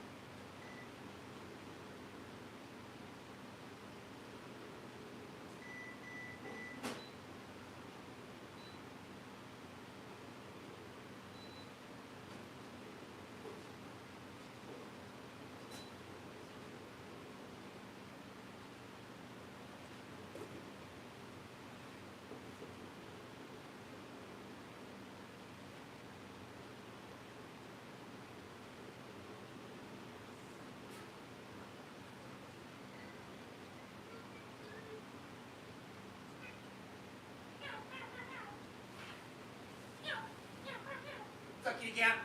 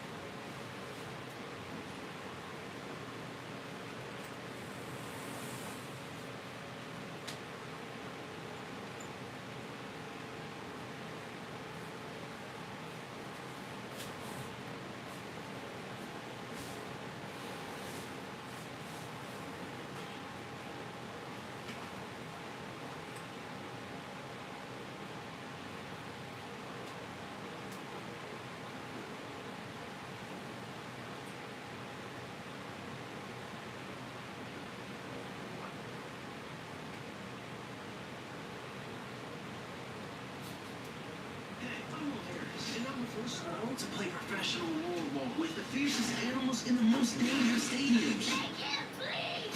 Today I'll attempt to explain the entire story of Mortal Kombat in chronological order. I'll be covering all the main canon games in this video, starting with the original 1992 arcade classic, and finishing with the latest one released in 2023. However, before we start, there's a ton of lore and backstory we need to get out of the way first. Backstory: the rise of the Mortal Kombat universe. In the beginning, long before the birth of the Mortal Kombat universe as we know it, there was nothing. Well, nothing except a trio of seemingly godlike beings. First, there were the Elder Gods, a race of entities whose power granted them control over the laws of reality. Then there was the One Being, an all-powerful creature, fueled only by its own greed and gluttony. And then there were the Titans, a primordial race whose ability rivaled even those of the Elder Gods. As the story goes, the One Being, fueled by his endless hunger, began to move against the Elder Gods at the dawn of time. That is to say, the One Being took it upon himself to consume any Elder God they could get their hands on. Fearing for their survival, the Elder Gods did not take kindly to the One Being's advances. So to prevent further damage, the Elder Gods crafted 6 powerful artifacts to fend off the One Being, a collection of weapons known as the Kamidogu. With the Kamidogu, the Elder Gods were able to drive the One Being away and save their race. They did it by shattering the One Being into 6 different pieces, each one containing a part of its essence. Still, as godlike beings go, it's surprising that the One Being didn't perish from this. Simply put, the creature was split and rendered dormant, but in no way was the One Being really dead. On top of that, the One Being's consciousness was able to get through the whole world.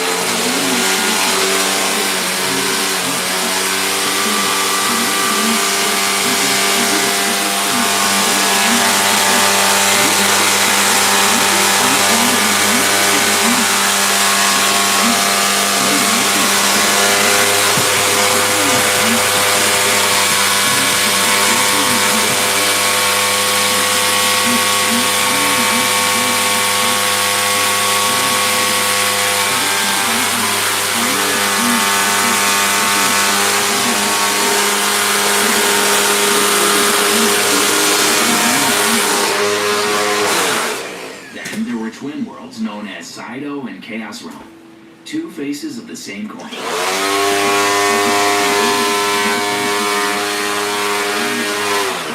Worshipped by its native inhabitants, the Satans. On the other hand, Chaos Realm stands as its exact opposite. It's a world where chaos reigns. Fifth among these worlds was Edenia, a land of magic and beauty. Of all the other realms, Edenia stands as the closest thing you could get to a dimension that resembled Earth. That is, except for the fact that Edenians are well versed in magic and the arcane arts. Finally, there was Netherrealm, a literal flaming hellscape where damned souls go after they die. It's a place primarily inhabited by grotesque creatures known as Oni, or demons, along with hordes of restless spirits. Each of the Mortal Kombat universe's primary realms was also represented by its respective Kamidogu. In other words, you had one of the artifacts resembling each of these 6 worlds.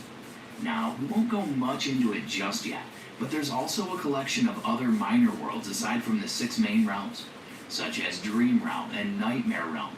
In any case, the third race of primordial entities, the Titans, would find themselves in conflict with the Elder Gods after the birth of the 6 realms.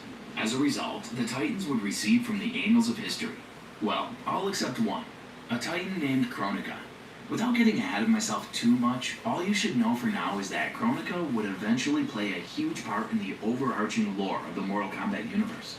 But for now, let's place our focus back on the Elder Gods. You see, after the birth of the 6 realms, the Elder Gods decided to stand as reality's watchmen. That is to say, they kept an eye on each one of these worlds. Their top priority was to make sure each of the 6 realms remained independent of one another. And should any one of them decide to invade the other without going through the necessary process, the Elder Gods had the right to intervene. Some time would pass and the Elder Gods would come to realize that not all of the 6 realms were created equally, and some of them proved to be more unruly than the others. Specifically, the Elder Gods knew that of all the 6 realms, Outworld was the one that was most likely to attempt an aggressive takeover of its neighboring worlds. To make sure that the balance of power among the 6 realms would remain, The Elder Gods installed a divine rule that would at least slow down Outworld's intentions to invade the other worlds. This divine rule involved a sacred competition between champions from each of the 6 realms, a contest that would determine each world's destiny. It's held every 50 years, and this contest is what would eventually be known as Mortal Kombat. As far as Mortal Kombat's rules go, any champion who wins a single tournament would be granted extended youth. Specifically, anyone who wins one Mortal Kombat event won't age in the next 50 years. In other words, they would be the same age until the next Mortal Kombat competition rolls around and the champion defends their title. On top of that, the Elder Gods had made sure that the law of Mortal Kombat was absolute. Once you've been chosen to participate in it, there's no way you could back out of the competition. On the other hand, it's nice to know that there's also a rule in place where participants of the competition aren't allowed to sabotage their rivals outside of the event. However, most importantly, there's the Mortal Kombat win streak rule. As far as the lore goes, any realm that wins 10 consecutive Mortal Kombat tournaments will have the opportunity to rule over the realm that they've defeated. So, all in all, it would take a realm like Outworld at least 500 years before they could invade any other dimension. Somewhere along the way, a fabled race known as the Dragons would emerge within the Mortal Kombat universe. Dragons were lauded, worshipped even, because they believed they were direct descendants of the Elder Gods. As a matter of fact, dragons were held in such high regard in times past that their influence rivaled those of the gods themselves. Now, just to make things clear, there's a difference between Elder Gods and regular gods. Elder Gods are these primordial entities that have existed long before the creation of the 6 realms. On the other hand, you had regular gods. They also held power over the laws of nature. However, they're not remotely as powerful as their Elder God counterparts. For one, gods only have power within the realm in which they reside. Also, they're technically unable to participate in the Mortal Kombat tournaments unless they take advantage of a loophole within the rules, which involves a god taking on a mortal form.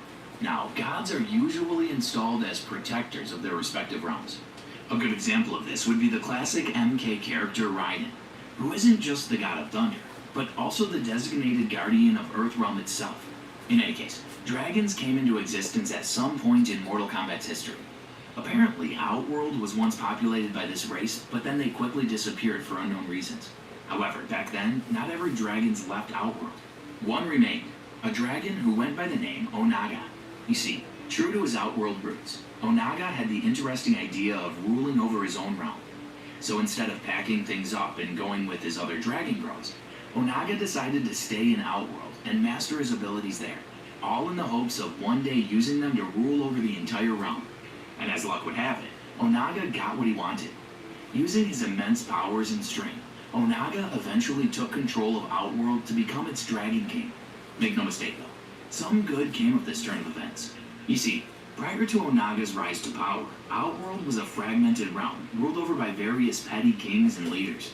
But when the Dragon King arrived, he managed to unify all of Outworld under his rule, turning the realm into a single powerful force. Onaga also managed to stop the Netherrealm's plan to take over the Outworld. The thing is, Netherrealm was actually trying to finesse its way into Outworld in order to eventually rule over it. And they did this by using Outworld's native Kafala Warlocks. The Kafala Warlocks were Outworld's premier magic users. As such, they were in a position to influence and manipulate the various petty kingdoms within the realm, all to seed chaos and dissent. The plan was to eventually soften up Outworld enough to allow Netherrealm to take over their dimension. But before that could happen, the Kafala Warlocks and Netherrealm schemes were exposed by Onaga. This resulted in the extinction of the Kafala Warlock Order. It happened just in the nick of time, too, as Netherrealm had already sent out its invading army to Outworld by this point. Knowing the threat at hand, Onaga managed to rally the various independent kingdoms and tribes of Outworld to mount a counteroffensive against Netherrealm's forces. And it ultimately worked. Netherrealm's plans to rule over Outworld failed, and they were driven back by Onaga's newly unified Outworld kingdom. The Dragon King didn't stop there, because, let's not forget, he's still an Outworlder, and Outworlders aren't the good guys. After defeating Netherrealm's army, Onaga... You were trapped by a meaningless duty that was never yours. The path already proven to end in utter defeat. The Dragon King went on his conquest that allowed Outworld to extend itself far beyond its borders. With the help of his loyal army and an artifact called Onaga's Heart, which had the ability to bring the dead back to life. Onaga had an unlimited supply of bodies to help him with expanding Outworld. Still, this was not enough for the Dragon King, because in his heart, Onaga had one unrelenting dream: to become immortal. However, this dream maybe wasn't as crazy as you'd think. You see, when the universe and the realms were young, the dragons were legitimately immortal. On top of that, they towered over other species in the various realms, and their race possessed powers that were almost incomprehensible to mere mortals. However, as the ages passed, the dragon race's bloodline became diluted. Gradually, they became more and more assimilated into the universe, which ultimately weakened their powers and turned their once immortal race into long-lived but all too mortal creatures. So, Onaga wanted to become immortal to pretty much turn himself into the OG dragon. That is to say, to allow him to become as close to the original version of what his race once represented. To do this, the Dragon King commanded his minions to perform a ritual that would allow his soul to enter the unborn dragon of pure blood inside the last known dragon egg. Witnessing all of this, the Elder Gods feared that Onaga's ambitions might tip the balance between the realms. Not only that, but they also noticed how much of a threat to the Elder Gods themselves Onaga has become. So, before the ritual that would put Onaga's soul inside the dragon egg could be completed, the Elder Gods appointed the Dragon King's greatest general, Shao Kahn, to be the new guardian of Outworld. Of course, Shao Kahn had goals of his own. In spite of the fact that he was a loyal servant to Onaga, Shao Kahn had been aspiring to replace the Dragon King and become Outworld's ruler for quite some time. So, it did not take long for Shao Kahn to eventually make his move and poison Onaga, which then allowed him to cement his place as Outworld's new ruler. The difference is that Shao Kahn didn't exactly share the same aptitude for dominion that Onaga possessed during his lifetime, whereas the Dragon King managed to unite all the petty kingdoms of Outworld under one banner. Shao Kahn was only successful in seizing power and nothing more. That is to say, Outworld once again became a collection of independent tribes, which ultimately led to another age of perpetual war and chaos. Little did Shao Kahn know that Onaga, despite having lost his life, was still laying in the cut, biding his time to get revenge on his treacherous general and get back everything that was taken from him. However, despite Outworld being in chaos, Shao Kahn's forces were strong and formidable enough to conquer other realms similar to what Onaga had done. Now, one particular major realm that Shao Kahn absolutely had the hots for was Edenia. So, after Shao Kahn and his Outworlder lackeys managed to win 10 consecutive Mortal Kombat tournaments against Edenia, Shao Kahn was finally ready to get his hands on this realm. Although Edenia had initial successes in fending off the invaders, Shao Kahn would ultimately have his way with the realm. In the end, Outworld would come out on top and formally turn Edenia into its colony. And just to add insult to injury, Shao Kahn would not only take out Jared, the king of Edenia, by his own hand, but the Outworlder Emperor would also claim Jared's wife, Sindel, as his own queen. The hits don't stop there either, as Shao Kahn would also adopt Sindel and Jared's young daughter, Princess Kitana. Kitana would grow up thinking that Shao Kahn was her real father, and would pretty much serve as Shao Kahn's personal elite assassin. Somewhere else, an entirely different threat was creeping in the MK universe. You see, there was once an Elder God named Shinnok, who, unlike his colleagues, had aspirations that went beyond just overseeing the realms. Shinnok was a rebellious Elder God who wanted something all to himself, and the object of his obsession was none other than Earthrealm. As such, Shinnok had one desire in his heart: to be Earthrealm's one and only ruler. However, Shinnok was also well aware that any Elder God attempting to tip the balance of the universe, much less straight up entering one of the realms, is equal to treason. He knew that the other Elder Gods would instantly know what he was up to, should he try and pay Earthrealm a visit. So, to fix the problems that came with this rule, Shinnok created for himself an artifact, a powerful amulet created specifically to augment his already fearsome powers. He then softened up the barriers separating the realms and promptly began his conquest of Earthrealm. As you'd expect, a war ensued between Shinnok and his fellow Elder Gods. Not only that, but the guardian of Earthrealm, Raiden, bitterly opposed Shinnok's unholy mission. So the war between Shinnok and Raiden raged, and when it reached its inevitable climax, Raiden had a difficult choice to make. Either he'd save Earthrealm from Shinnok's clutches in exchange for the lives of the Saurians, who were in Earthrealm, Or Raiden could choose to preserve the Saurians' lives, but they'd end up as slaves to Shinnok. In the end, Raiden made a hard call and chose to sacrifice Earthrealm's inhabitants to stop the Mad Elder God. With the help of the other Elder Gods, Raiden also took Shinnok's amulet. And for the disgrace he had brought upon their race, the other Elder Gods revoked Shinnok's status as part of their ranks. Finally, Shinnok was exiled to the deepest bowels of the Netherrealm, where he was damned to remain for all eternity. It was a victory for Raiden, the Elder Gods, and Order in general, but it came at a high cost. For one, Earthrealm's native species, the Saurians, were nearly wiped out from existence. More concerning was the fact that Shinnok had permanently weakened the barriers protecting each realm from one another. For a time, Shinnok would be a prisoner within the Netherrealm, and while there, Netherrealm's ruler himself, Lucifer, meted out unimaginable horrors on the disgraced Elder God. All hope was lost for Shinnok, until as if by chance or fate, he came face to face with a native sorcerer from the Netherrealm named Quan Chi. You see, Quan Chi had this seemingly unique ability to jump from one realm to the next as he pleased.